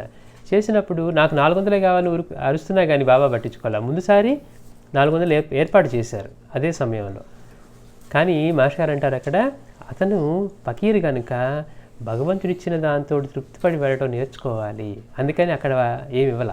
కానీ వెళ్తూ ఉంటే మళ్ళీ ఎట్లా ఏర్పాటు చేశారు, ఇంకో భక్తుడు కనపడి మరే రేపు నువ్వు వెళ్తూ ఉన్నప్పుడు ఒక జట్కాలు వస్తూ ఉంటాడు, అక్కడ కరెక్ట్గా పలానా చోట ఆపి షిరిడి నుంచే వస్తున్నాడేమో అడుగు, అతని పేరు ఇదని అడుగు, ఆకలితో ఉన్నాడు అని అడుగు, నీకు 200 రూపాయలు తక్కువైనా అని అడుగు, అన్నిటికీ అవునని చెప్తాడు, వాడికి 200 భోజనం పెట్టి 200 రూపాయలు ఇచ్చి పంపించన్నారు. అంటే ఎందుకు ఇలా చేస్తారు బాబా అంటే వాడు ఎప్పుడైతే సమాధానపడి ఓకే నాకు దైవం ఇచ్చింది ఇంతే, ఆయన అనుగ్రహించింది ఇంతే అని ఆ దొరికిన 200లతో తృప్తిపడి తను తిరిగి వెళ్తూ ఉన్నాడో అనుగ్రహించవలసింది ఈయనే కదా. అతనికి నేర్పడం కోసం బాబా ఏం చేశారు, వాడు మొత్తుకుంటున్నా అయ్యో నాకు 200 కాజేశారు, నాకు 200 వచ్చాయి, మీరు 400 ఇమ్మన్నారన్నా కానీ నోరెత్తి బాబా ఏమన్నా. అని తెలియని వాడా, ఎక్కడి నుంచో బలి రాబోతుంది తెలిసిన వాడు వీడు కొట్టే పోతాడని తెలీదా బాబాకి. ఇప్పుడు వీడికి 400 వాడికి ఇవ్వరా అంటే ఇక్కడి నుంచి అక్కడ ఇచ్చే లోపల 200 కాజేస్తాడని తెలీదా బాబాకి. ఎక్కడెక్కడో బల్లి వస్తున్నదో ఇంకోటి వస్తున్నదో అని తెలిసిన వాడు. అంటే ఆయన యొక్క చిన్న చిన్న లీలల్లో కూడా ఎంత అద్భుతమైన బోధ ఉంటుంది. మళ్ళీ ఎంతటి ఏర్పాటు చేస్తూ ఉన్నారు, వాడి స్వప్నంలో కనపడి చెప్తున్నారు పలానా కరెక్ట్గా ఆ ప్రదేశంలో ఆపు, ఈ ప్రదేశంలో నీకు ఎదురవుతాడు అంటే రేపు జరగబోయేది ఎక్కడ ఎదురవుతాడు, వాడి అప్పుడు ఆకలితో ఉంటాడు. ఎంత పర్ఫెక్ట్ చూడండి బాబా లీలలో.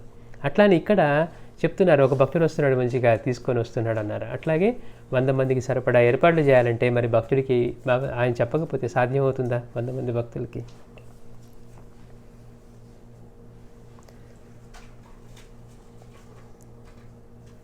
అట్లా వాళ్ళందరికీ ఆయన షడ్రసోపేతంగా భోజనం పెట్టించారు. అట్లానే అహ్మద్ దగ్గర నుంచి వచ్చిన ఒక భక్తుడు దర్శనానంతరం ఏదైనా రుచికరమైన వంటకం స్వామికి నివేదనగా ఇవ్వాలని అనుకున్నాడు. స్వామి అతని మనోభావాన్ని వెంటనే కనుక్కొని తనకు పప్పు పాయసం కావాలని కోరారు. భక్తుడు తన భార్య చేత ఆ వంటకాన్ని వండించి స్వామిని ఆహ్వానించాడు. ముందు బ్రాహ్మణులకు పెట్టమని తర్వాత తాము తింటామని చెప్పారు.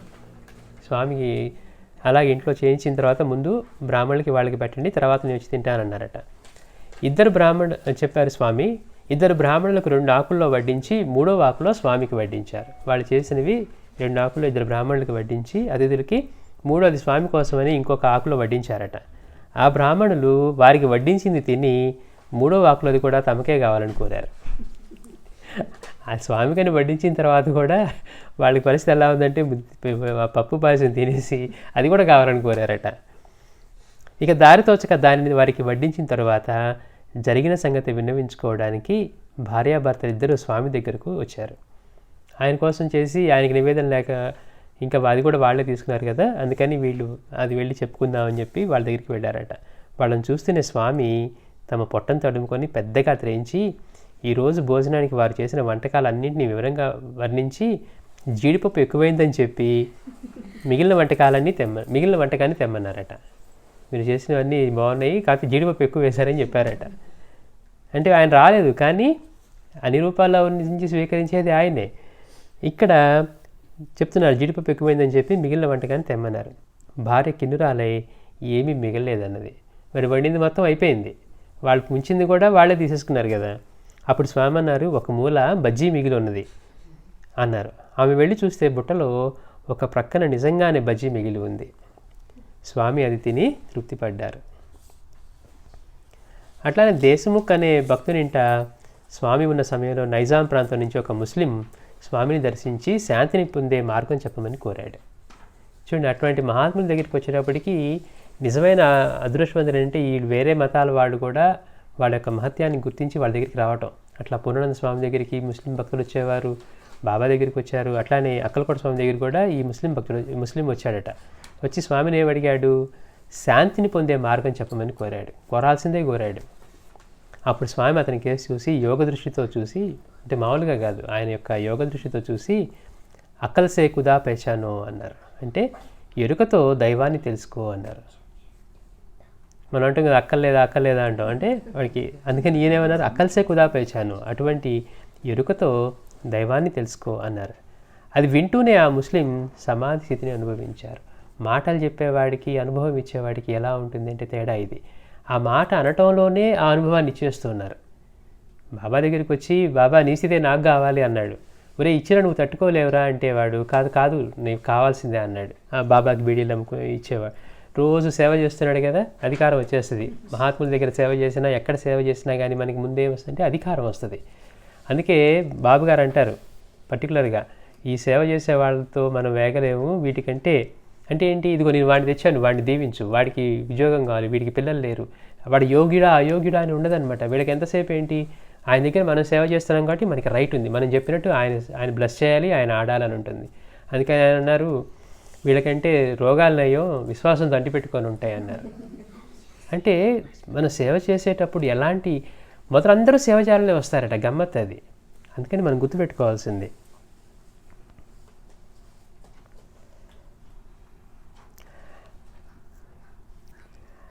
అంటే ఆయన అలా అనటంలోనే ఆ స్థితిని ఇచ్చేస్తూ ఉన్నారు. బాబా కూడా తీసుకోమన్నారు, వాడు తీసుకొని పిచ్చివాడి ఆనంద స్థితిలో తిరుగుతున్నాడు, తట్టుకోలేకపోతుంది శరీరం. 2-3 రోజులాగా వచ్చాయంట. బాబా నా వల్ల కాదు, నీ స్థితి నువ్వే తీసుకో అనంట. లా అన్నారట. అంటే చెయ్యలా అంటేనే అతనికి ఇచ్చినటువంటి స్థితిని మళ్ళీ వెనక్కి తీసేసుకుంటున్నారు. అంటే వీళ్ళకి ఏదో చేయాలి, సాధన చేయించాలి, వాడికి చేత రుద్దాలి, ఇది చేయండి. గురువు దగ్గరికి వెళితే ఆయన అనుగ్రహం పొందితే కనుక ఆ అనుగ్రహంలోనే అన్నీ పొందినట్టు అనమాట. అది గుర్తుపెట్టుకోవాల్సింది మనం. గురువు యొక్క అనుగ్రహం పొందితే సాధన అనేది మళ్ళీ అది ప్రత్యేకంగా అక్కడికి వెళ్ళి ఆయన చెప్పిందే సాధన, ఆ సన్నిధిలో ఉండటమే సాధన. మనలో సాత్విక భావం కలగాలంటే గురువు యొక్క సన్నిధిలో ఉంటేనే కలుగుతుంది తప్పించి వేరే లేదు. అందుకే పర్టికులర్గా మనకి మాస్టర్ గారు అంటారు, వెళ్ళి గురువులు సేవించని జ్ఞానులు సేవించమని కృష్ణ భగవానుడు చూడటానికి కారణం అదే అన్నారు. మొత్తానికి గీత మొత్తానికి కారణం కూడా అదే. మళ్ళీ మనం సత్వగుణం కలగాలన్నా కానీ అలా వెళ్ళి అంతటా ఆయనే అన్ని రూపాల్లో ఉన్నాడని అనుభవం పొందితే మాత్రమే సత్వగుణం సాధ్యమవుతుంది తప్పించి ఊరికే సాత్వికాహారం తింటే సత్వగుణం వచ్చేట్లయితే అన్నిటికంటే సాత్వికాహారం తినే వాటికే సత్వగుణం లేదు ఉండదన్నారు. చక్కగా గడ్డి తినే దగ్గరికి వెళ్తే ఊరుకుంటుంది, కుమ్ముతుంది, తలాడిస్తుంది కదా కుమ్మటానికైనా. అందుకని అర్థం చేసుకోవటంలో ఇంత ఉంటుందన్నమాట. అందుకని ఆయన అక్కల్ సే ఖుదా పెహచానో, ఎరుకుతోనే దైవాన్ని తెలుసుకో అంటూనే ఆ మాటలోనే అతనికి ఆ స్థితిని ఇచ్చారు. ఆ మాటలు వింటూనే అతను సమాధి స్థితిలోకి వెళ్ళిపోయాడట. తిరిగి బాహృతి వచ్చే సమయంలో అతనికి పైగంబరుల వారి దర్గా దర్శనమైంది. తీవ్రమైన వ్యాధితో బాధపడుతూ ఉన్న ఒక్కగానొక్క కొడుకును తీసుకొని ఒక తల్లి స్వామి దర్శనార్థం వచ్చింది. అక్కల్కోట చేరిన కాసేపట్లో ఆ పిల్లవాడు చనిపోయాడు. అంతులేని శోకంతో వెళ్ళి స్వామి పాదాల మీద పడి, ఎక్కడా రక్షణ లేకపోయినా మీ పాదాల చెంత రక్షణ ఉందనుకున్నాను, ఇక్కడికి వచ్చిన పిల్లవాడు మరణించవలసిందేనా అని విలిపించసాగింది. ఎట్లా కొట్లా స్వామి అనుగ్రహంతో వాడిని బతికించుకోవాలని వస్తే తీరా ఇక్కడికి వచ్చిన తర్వాత ఆ పిల్లవాడు చనిపోయాడు. ఇక ఆవిడ స్వామి పాదాల మీద పడి ఆవిడ విలిపిస్తూ ఉంటుందంట, ఎక్కడా రక్షణ లేకపోయినా నీ పాదాల చెంత రక్షణ ఉందనుకున్నాను, ఇక్కడికి వచ్చినా పిల్లవాడు మరణించవలసిందేనా అని విలిపించసాగింది. అనేసరికి స్వామి హృదయం కరిగిపోయింది. శివాలను లేచి స్వామి ఆ శవం దగ్గరికి వెళ్ళి దాన్ని కాలు పుచ్చుకొని గిరగిరా తిప్పి అక్కడ ఉన్న గుర్రం దగ్గరికి విసిరేశారట. ఆ పిల్లవాడు ప్రాణం పోయింది. ఇక ఆ తల్లి ప్రార్థన ఆయన కరిగించేసింది అనమాట. ఎక్కడా రక్షణ లేదనుకున్నాను, నీ పాదాల దగ్గరికి వచ్చిన తర్వాత ఇక్కడ కూడా రక్షణ లేకుండా వాడు చనిపోయాడు, ఇక్కడ కూడా వాడు ఇలా చనిపోవాల్సింది అనేసరికి ఆవిడ యొక్క ప్రార్థన, అంటే మాటలు కాదు, ప్రార్థన చేసేప్పుడు వాళ్ళ భావం, వాళ్ళ హృదయం ఆయన తాకగలగాలి. అంతే తప్పించి మనం ఇదే మాటలు పట్టుకొని అన్నాం అనుకోండి, నోట్లోంచి భావం లేకపోతే ఏమవుతుంది అంటే భావం ఉన్నప్పుడు మనం పలికే విధానమే మారిపోతుంది. అప్పుడు ఆ ప్రార్థనకి స్వామి హృదయం కరిగిపోయిందట. వెంటనే లేచి వెళ్ళి ఆ పిల్లవాడి శరీరంలో వాడి కాలు పట్టుకొని గిరగిరా తిప్పి ఇసిరేసాడట. ఇసిరేస్తే వాడు వెళ్ళి గుర్రం దగ్గర పడ్డాడట, గుర్రం కాళ్ళ దగ్గర. అక్కడ పడే మరుక్షణమే ఆ పిల్లవాడు వాడికి ప్రాణం వచ్చింది. ఆ సమయంలో ఆ తల్లి ఆనందం వర్ణించటం ఎవరి తరం?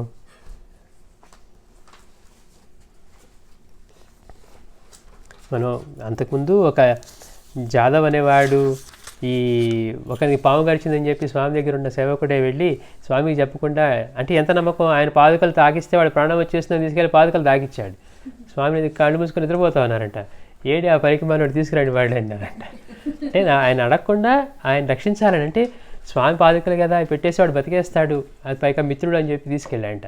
ఆ పనికి వాళ్ళని జాదవుడి తీసుకురండి అన్నారట. అని ఆయన కోపం ఎందుకు పడ్డారు? వాడికి వెళ్ళాల్సిన టైం వచ్చింది, కానీ వాడి తలరాతను మారుస్తున్నారు. ఎందుకు? వీడికి ఉన్న విశ్వాసం ముందు ఆయన మార్చాల్సి వచ్చింది. స్వామి పాదుకలు తాగితే వాడు పోయిన ప్రాణమైన బతకాల్సిందే, అది వాడి విశ్వాసం. ఆ విశ్వాసాన్ని పటిష్టం చేయడం కోసం స్వామి మళ్ళీ వాడి తలరాత మార్చి వాడికి ప్రాణాన్ని ఇస్తున్నారు. అందుకని వీడు తిడుతూ ఉన్నారు, ఆ పనికి వాళ్ళు వాడిని తీసుకురండి అని. స్వామి తిడుతూ ఉంటే వణికిపోయాడంట, కానీ మళ్ళీ తర్వాత ఆయనే అనుగ్రహించాడు. అట్లా మనం అంతకుముందే చూసాం, పోయిన ప్రాణం తిరిగి ఇవ్వడం ఆయన క్షణం పని. అలాగే ఆ ఎలుకని అది వెళ్ళి నేతిని తాకుతుందన్న ఉద్దేశంలో ఆ పూజ చేస్తున్న పూజారి ఏం చేశాడు, గంధపు చెక్క తీసి విసిరేశాడు. అది కాస్త దానికి తగిలి అది ప్రాణం పోగానే దానికి తగిన శాస్త్ర జరిగింది అనుకున్నాడంట. అంటే నేను భగవంతుడు పూజకని పెట్టిన నేతిని అది వెళ్ళి తాకుతుందని. కానీ ఎప్పుడైతే అక్కడ అక్కలకోట స్వామి ఉన్నారో వెంటనే ఆయన చూసి దాన్ని తెప్పించి ఆయన ఉయ్యాల వల మీద కూర్చొని ఆడుకుంటున్నారట. ఆ ఎలుకను పట్టుకొని ఇటు ఆ గొలుసు రంధ్రంలోంచి ఇటు నుంచి అటు నుంచి తీస్తున్నారట. తీసి లేచిపోమ్మా అన్నారట. అది లేచి చక్కగా వెళ్ళిపోయింది, పోయిన ప్రాణంది కూడా.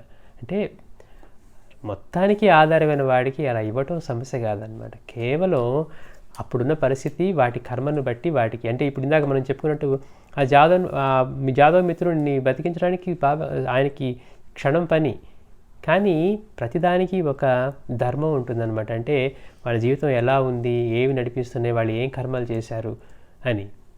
అందుకని అవన్నీ మనకి ఆయన మళ్ళీ వీడి కోసం అవన్నీ మార్చాల్సి వస్తుంది అనమాట. అంటే వాడికి మళ్ళీ ప్రాణాన్ని ఇచ్చి కాపాడుతాం. అట్లానే మరొకసారి ఒక స్త్రీ స్వామిని దర్శించి తనకు సంతానం ప్రసాదించమని స్వామిని కోరింది. నీ రాతలో బిడ్డలు లేరు అని స్వామి చెప్పారు. మనం ఎవరి మీద హోప్ పెట్టుకొని వెళ్తే అలాంటి మాట వింటే ముందు ఇంకా అక్కడే షాక్ వచ్చేస్తుంది అనమాట. అంటే ఆయన తప్పితే ఎవరు చేయగలరు అనుకుని వెళ్ళిన చోట ఏదన్నా కనుక మనకి ఆపోజిట్గా వచ్చిందనుకోండి, తీసుకోలేం. అట్లాంటిది ఇక్కడ స్వామి దగ్గరికి వెళ్తే స్వామి అన్నారట, నీ రాతలో బిడ్డలు లేరు అని స్వామి చెప్పారు. కానీ ఆమె ఓర్పుతో ఆశతో స్వామి సేవలోనే నిమగ్నురాలై ఆయన కటాక్షానికే వేచి ఉన్నది. అది మనం తెలుసుకోవాల్సింది. అంటే స్వామి అన్నారు కదా, ఇంక ఇక్కడ పని లేదులే మనకి, ఆయన ఏం చేయరని చెప్పి వెళ్ళిపోలే ఆవిడ. ఆయన అనుగ్రహం పొందాలని అక్కడ ఉండి ఆయన కటాక్షానికే వేచి ఉన్నదట. వేచి ఉండి ఆయనకి సేవ చేస్తూ ఉంది స్వామికి.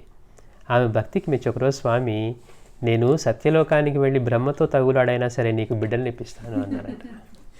అంటే ఎప్పుడు కూడా గురువు యొక్క అనుగ్రహం పొందటమే మన లక్ష్యం కావాలి. మనం చేసే ప్రతి పని కూడా అటువైపు వెళుతుందా లేదా అనేది మనం చూసుకుంటూ ఉండాలి. అంతే తప్పించి ఇప్పుడు స్వామి ఆయనకి ఇవ్వనన్నారు కదా అని వెళ్ళిపోయామనుకోండి, అది పోయి ఉండేదే. కానీ ఆవిడ విశ్వాసంతో నేను నమ్ముతానని అనుకున్నాను చూసారు ఇందాక. నమ్మడం అంటే అది విశ్వాసం అంటే ఎట్లా, ఆయన అనుగ్రహం పొందితే చాలు అవే జరుగుతాయి అన్నంతగా.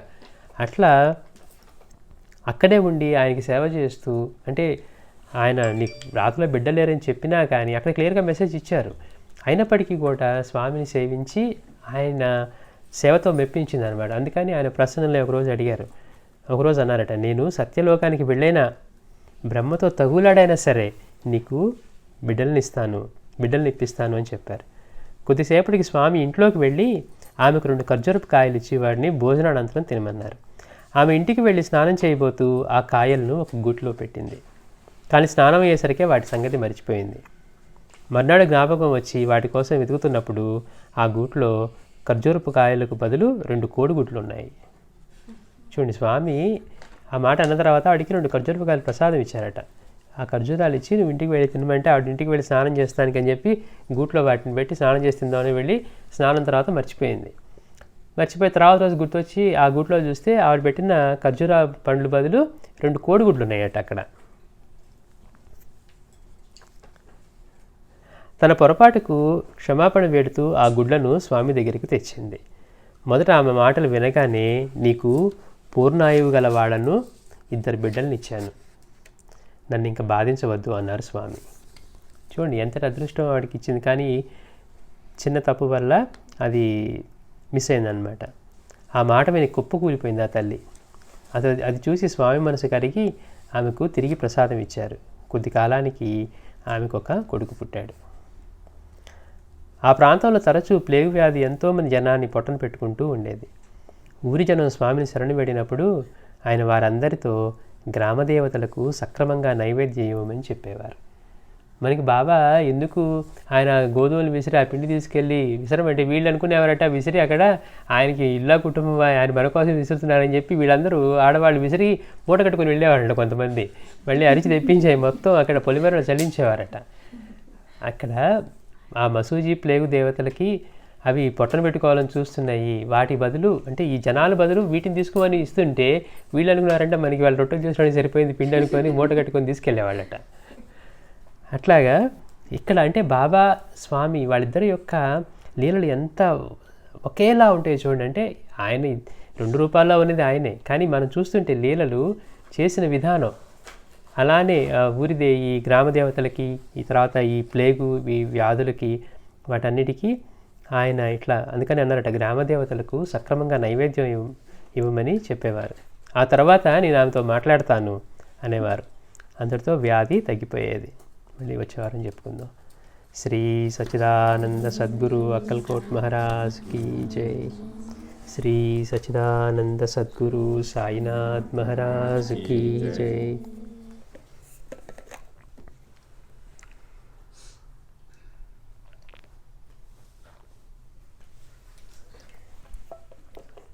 ఇప్పుడు భజన చేద్దామండి.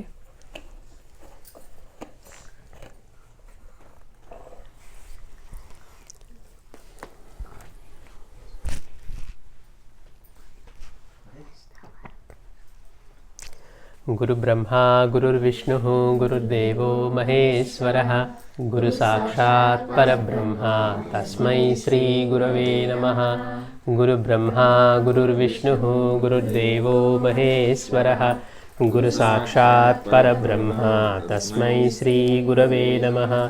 గురు బ్రహ్మా గురుర్విష్ణుః గురుర్దేవో మహేశ్వరః గురు సాక్షాత్ పరబ్రహ్మ తస్మై శ్రీ గురవే నమః. శ్రీ గణనాథ గజానన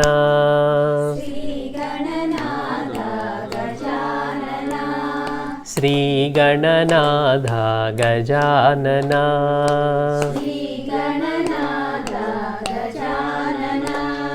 హేరంబా గజానన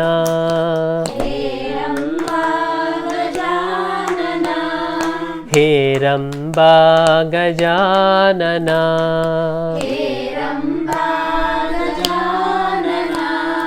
గౌరీ నందన గజానన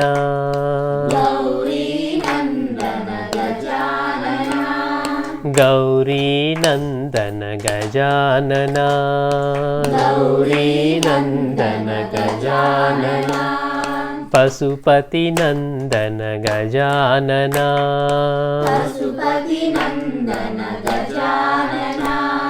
पशुपति नंदन गजानना पशुपति नंदन गजानना सिद्धि विनायक गजानना सिद्धि विनायक गजानना सिद्धि विनायक गजानना सिद्धि विनायक गजानना पार्वती तनया कृपानना पार्वती तनया कृपानना पार्वती तनया कृपानना पार्वती तनया कृपानना परम निरंजन गजानना परम निरंजन गजानना परम निरंजन गजानना परम निरंजन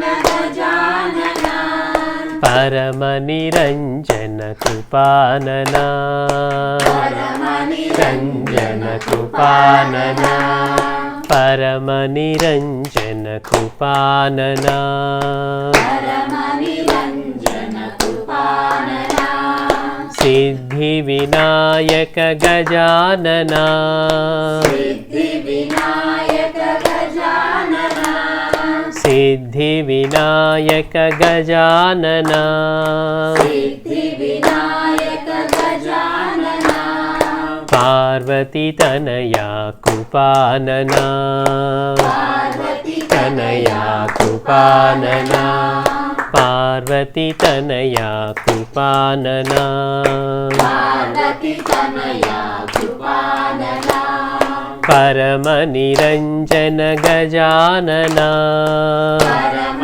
निरंजन गजानना परम निरंजन गजानना परम निरंजन गजानना परम निरंजन कृपानना परम रंजन कृपानना परम निरंजन कृपानना परम निरंजन कृपानना श्री गणनाथ गजानना श्री गणनाथ गजानना श्री गणनाथ गजानना श्री गणनाथ गजानना मानस भज रे गुरुचरणं मानस भज रे गुरुचरणं मानस भज रे गुरुचरणं मानस भज रे गुरुचरणं मानस भज रे गुरुचरणं मानस भज रे गुरुचरणं दुस्तर भवसागर तरणं दुस्तर भवसागर तरणं दुस्तर भवसागर तरणं दुस्तर भवसागर तरणं गुरु महाराज गुरु जय जय गुरु महाराज गुरु जय जय गुरु महाराज गुरु जय जय गुरु महाराज गुरु जय जय गुरु महाराज गुरु जय जय गुरु महाराज गुरु जय जय साईनाथ सद्गुरु जय जय साईनाथ सद्गुरु जय जय साईनाथ सद्गुरु जय जय साईनाथ सद्गुरु जय जय गुरु महाराज गुरु जय जय गुरु महाराज गुरु जय जय गुरु महाराज गुरु जय जय महाराज गुरु जय जय गुरु महाराज गुरु जय जय गुरु महाराज गुरु जय जय साईनाथ सद्गुरु जय जय साईनाथ सद्गुरु जय जय साईनाथ सद्गुरु जय जय साईनाथ सद्गुरु जय जय जय मानस भज रे गुरुचरणं मानस भज रे गुरु चरणम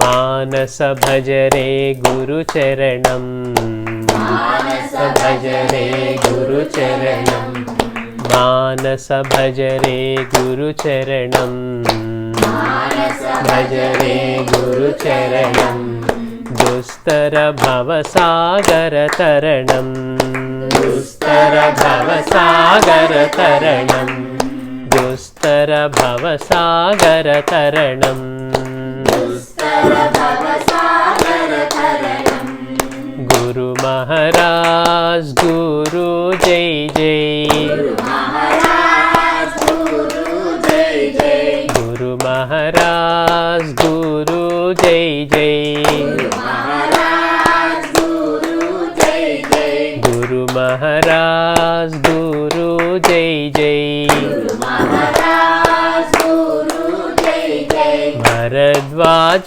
सद्गुरु जय जय भरद्वाज सद्गुरु जय जय भरद्वाज सद्गुरु जय जय भरद्वाज सद्गुरु जय जय गुरुदेव दत्ता साई राम जय साई राम गुरुदेव दत्ता साई राम जय साई राम गुरुदेव दत्ता साई राम जय साई राम गुरुदेव दत्ता साई राम जय साई राम साई राम जय साई राम जय साई राम साई राम जय साई राम जय साई राम साई राम जय साई राम जय साई राम साई राम जय साई राम जय साई राम प्रेम स्वरूपा साई राम करुणा सागर साई राम प्रेम स्वरूपा साई राम करुणा सागर साई राम प्रेम स्वरूपा साई राम करुणा सागर साई राम प्रेम स्वरूपा साई राम करुणा सागर साई राम आपद बांधव साई राम अनाथ रक्षक साई राम आपद बांधव साई राम अनाथ रक्षक साई राम आपद बांधव साई राम अनाथ रक्षक साई राम आपद बांधव साई राम अनाथ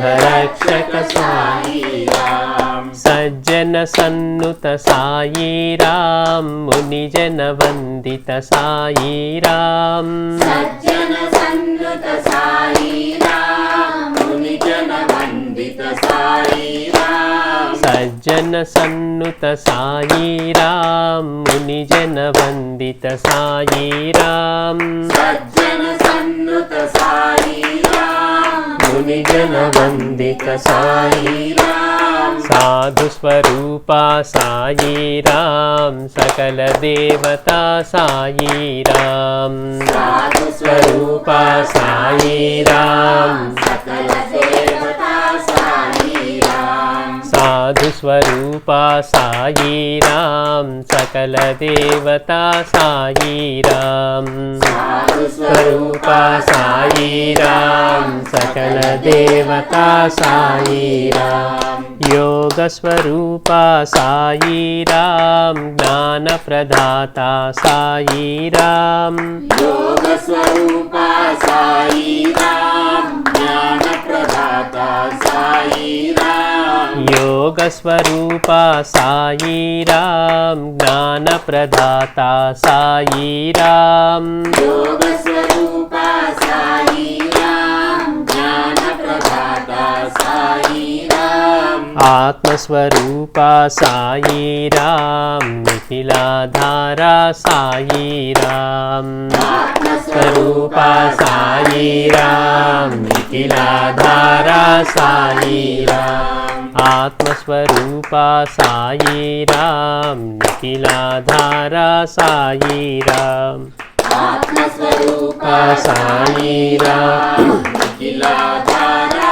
సాయి రామ్ షిరిడి వాసా సాయి రామ్ ద్వారక నిలయా సాయి రామ్ షిరిడి వాసా సాయి రామ్ ద్వారక నిలయా సాయి రామ్ షిరిడి వాసా సాయి రామ్ ద్వారక నిలయా సాయి రామ్ షిరిడి వాసా సాయి రామ్ ద్వారక నిలయా సాయి రామ్ గురుదేవ దత్తా సాయి రామ్ ముక్తి ప్రదాతా సాయి రామ్ గురుదేవ దత్తా సాయి రామ్ ముక్తి ప్రదాతా సాయి రామ్ గురుదేవ దత్తా సాయి రామ్ ముక్తి ప్రదాతా సాయి రామ్ గురుదేవ దత్తా సాయి రామ్ ముక్తి ప్రదాతా సాయి రామ్ గురుదేవ దత్తా సాయి రామ్ సాయి రామ్ జయ సాయి రామ్ గురుదేవ దత్తా సాయి రామ్ సాయి రామ్ జయ సాయి రామ్ గురుదేవ దత్తా సాయి రామ్ సాయి రామ్ జయ సాయి రామ్ గురుదేవ దత్తా సాయి రామ్ సాయి రామ్ జయ సాయి రామ్ సాయి రామ్ జయ సాయి రామ్ సాయి రామ్ జయ సాయి రామ్ సాయి రామ్ జయ సాయి రామ్ సాయి రామ్ జయ సాయి రామ్ సాయి రామ్ జయ సాయి రామ్ సాయి రామ్ జయ సాయి రామ్ సాయి రామ్ జయ సాయి రామ్ సాయి రామ్ జయ సాయి రామ్ సాయి రామ్ జయ సాయి రామ్ సాయి రామ్ జయ సాయి రామ్ సాయి రామ్ జయ సాయి రామ్ సాయి రామ్ జయ సాయి రామ్ సాయి రామ్ జయ సాయి రామ్ సాయి రామ్ జయ సాయి రామ్ అరుణాచల శివ అరుణాచల శివ అరుణాచల శివ అరుణ శివోం అరుణాచల శివ అరుణాచల శివ అరుణాచల శివ అరుణ శివోం అరుణాచల శివ అరుణాచల శివ అరుణాచల శివ అరుణ శివోం అరుణాచల శివ అరుణాచల శివ అరుణాచల శివ అరుణ శివోం అరుణాచల శివ అరుణాచల శివ అరుణాచల శివ అరుణ శివోం అరుణాచల శివ అరుణాచల శివ అరుణాచల శివ అరుణ శివోం అరుణాచల శివ అరుణాచల శివ అరుణాచల శివ అరుణ శివోం అరుణాచల శివ అరుణాచల శివ అరుణాచల శివ అరుణ శివోం ఓం నమః శివాయ ఓం నమః శివాయ ఓం నమః శివాయ శివాయ నమః ఓం నమః శివాయ ఓం నమః శివాయ ఓం నమః శివాయ శివాయ నమః ఓం నమః శివాయ ఓం నమః శివాయ ఓం నమః శివాయ శివాయ నమః ఓం నమః శివాయ ఓం నమః శివాయ ఓం నమః శివాయ శివాయ నమః ఓం నమః శివాయ ఓం నమః శివాయ ఓం నమః శివాయ శివాయ నమః ఓం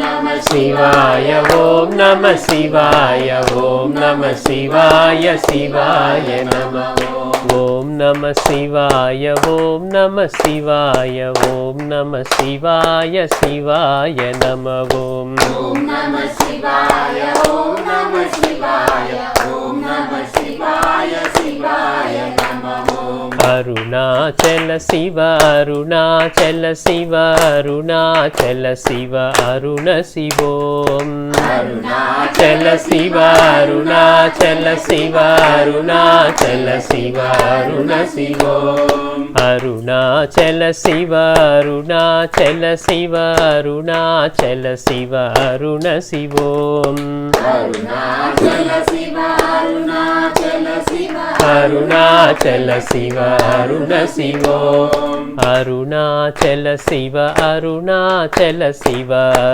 అరుణాచల శివ అరుణ శివోం అరుణాచల శివ అరుణాచల శివ అరుణాచల శివ అరుణ శివోం అరుణాచల శివ అరుణాచల శివ అరుణాచల శివ అరుణ శివోం అరుణాచల శివ అరుణాచల శివ అరుణాచల శివ అరుణ శివోం అరుణాచల శివ అరుణ శివోం అరుణాచల శివ అరుణ శివోం అరుణాచల శివ అరుణ శివోం అరుణాచల శివ అరుణ శివోం అరుణాచల శివ అరుణ శివోం అరుణాచల శివ అరుణ శివోం శ్రీ సచిదానంద సద్గురు సాయినాథ్ మహారాజ్ की जय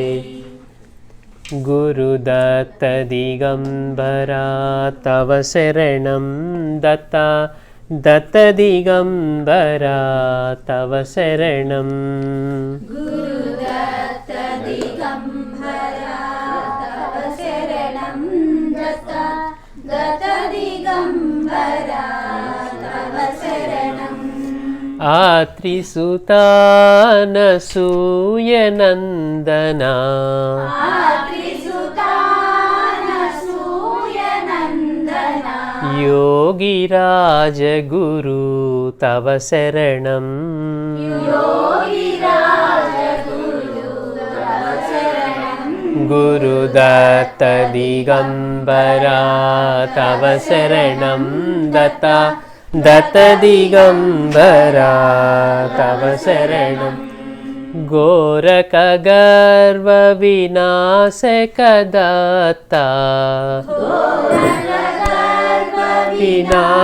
विनाशकदत्ता अवधूत निरंजना तव शरणं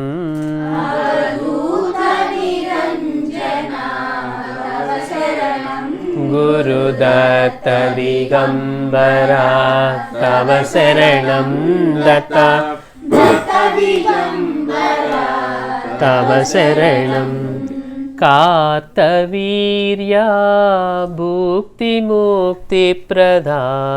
कार्तवीर्या भुक्तिमुक्तिप्रदा पिङ्गळपूजिता तव शरणं पिङ्गळपूजिता तव शरणं गुरुदत्त दिगंबरा तव शरणं दत्ता दत्त दिगंबरा तव शरणं श्रीपादा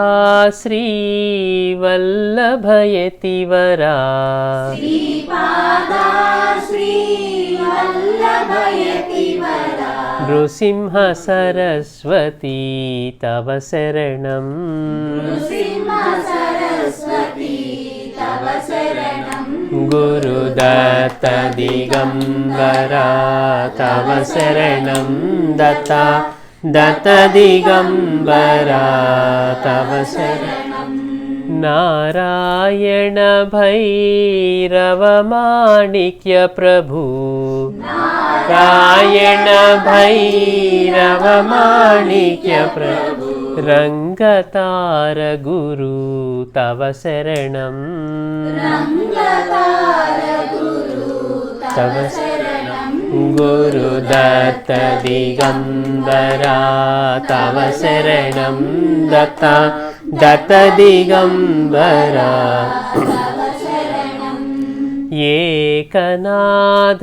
जनार्दन स्वामी एकनाथ जनार्दन स्वामी అకల్కోట గురు తవ శరణం కోట గురు గురుదత్త దిగంబరా తవ శరణం దత్త దత్త దిగంబరా తవ హీనదీనతారక పురుషోత్తమా తారక పురుషోత్తమా వాసుదేవ గురు తవ శరణం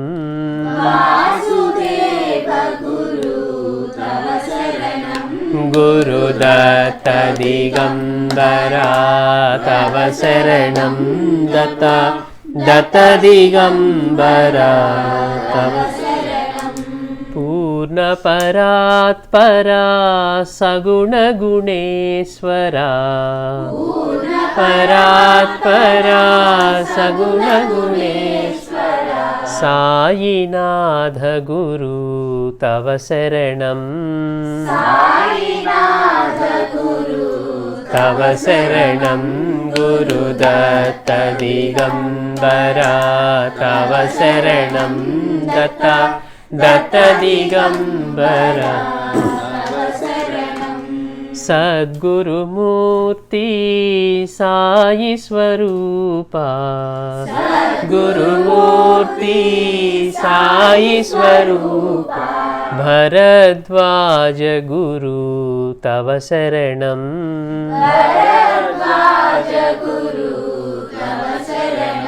గురుదత్త దిగంబరా తవ శరణం దత్త దత్త దిగంబరా తవ శరణం గురుదత్త దిగంబరా తవ శరణం దత్త దత్త దిగంబరా తవ శరణం శ్రీ సచిదానంద సద్గురు సాయినాథ్ మహారాజ్ కీ జై. సాయిరామ్. కొద్ది నిమిషాలు మౌనంగా కూర్చొని ఆ తర్వాత బాబా హారతి చేద్దాం.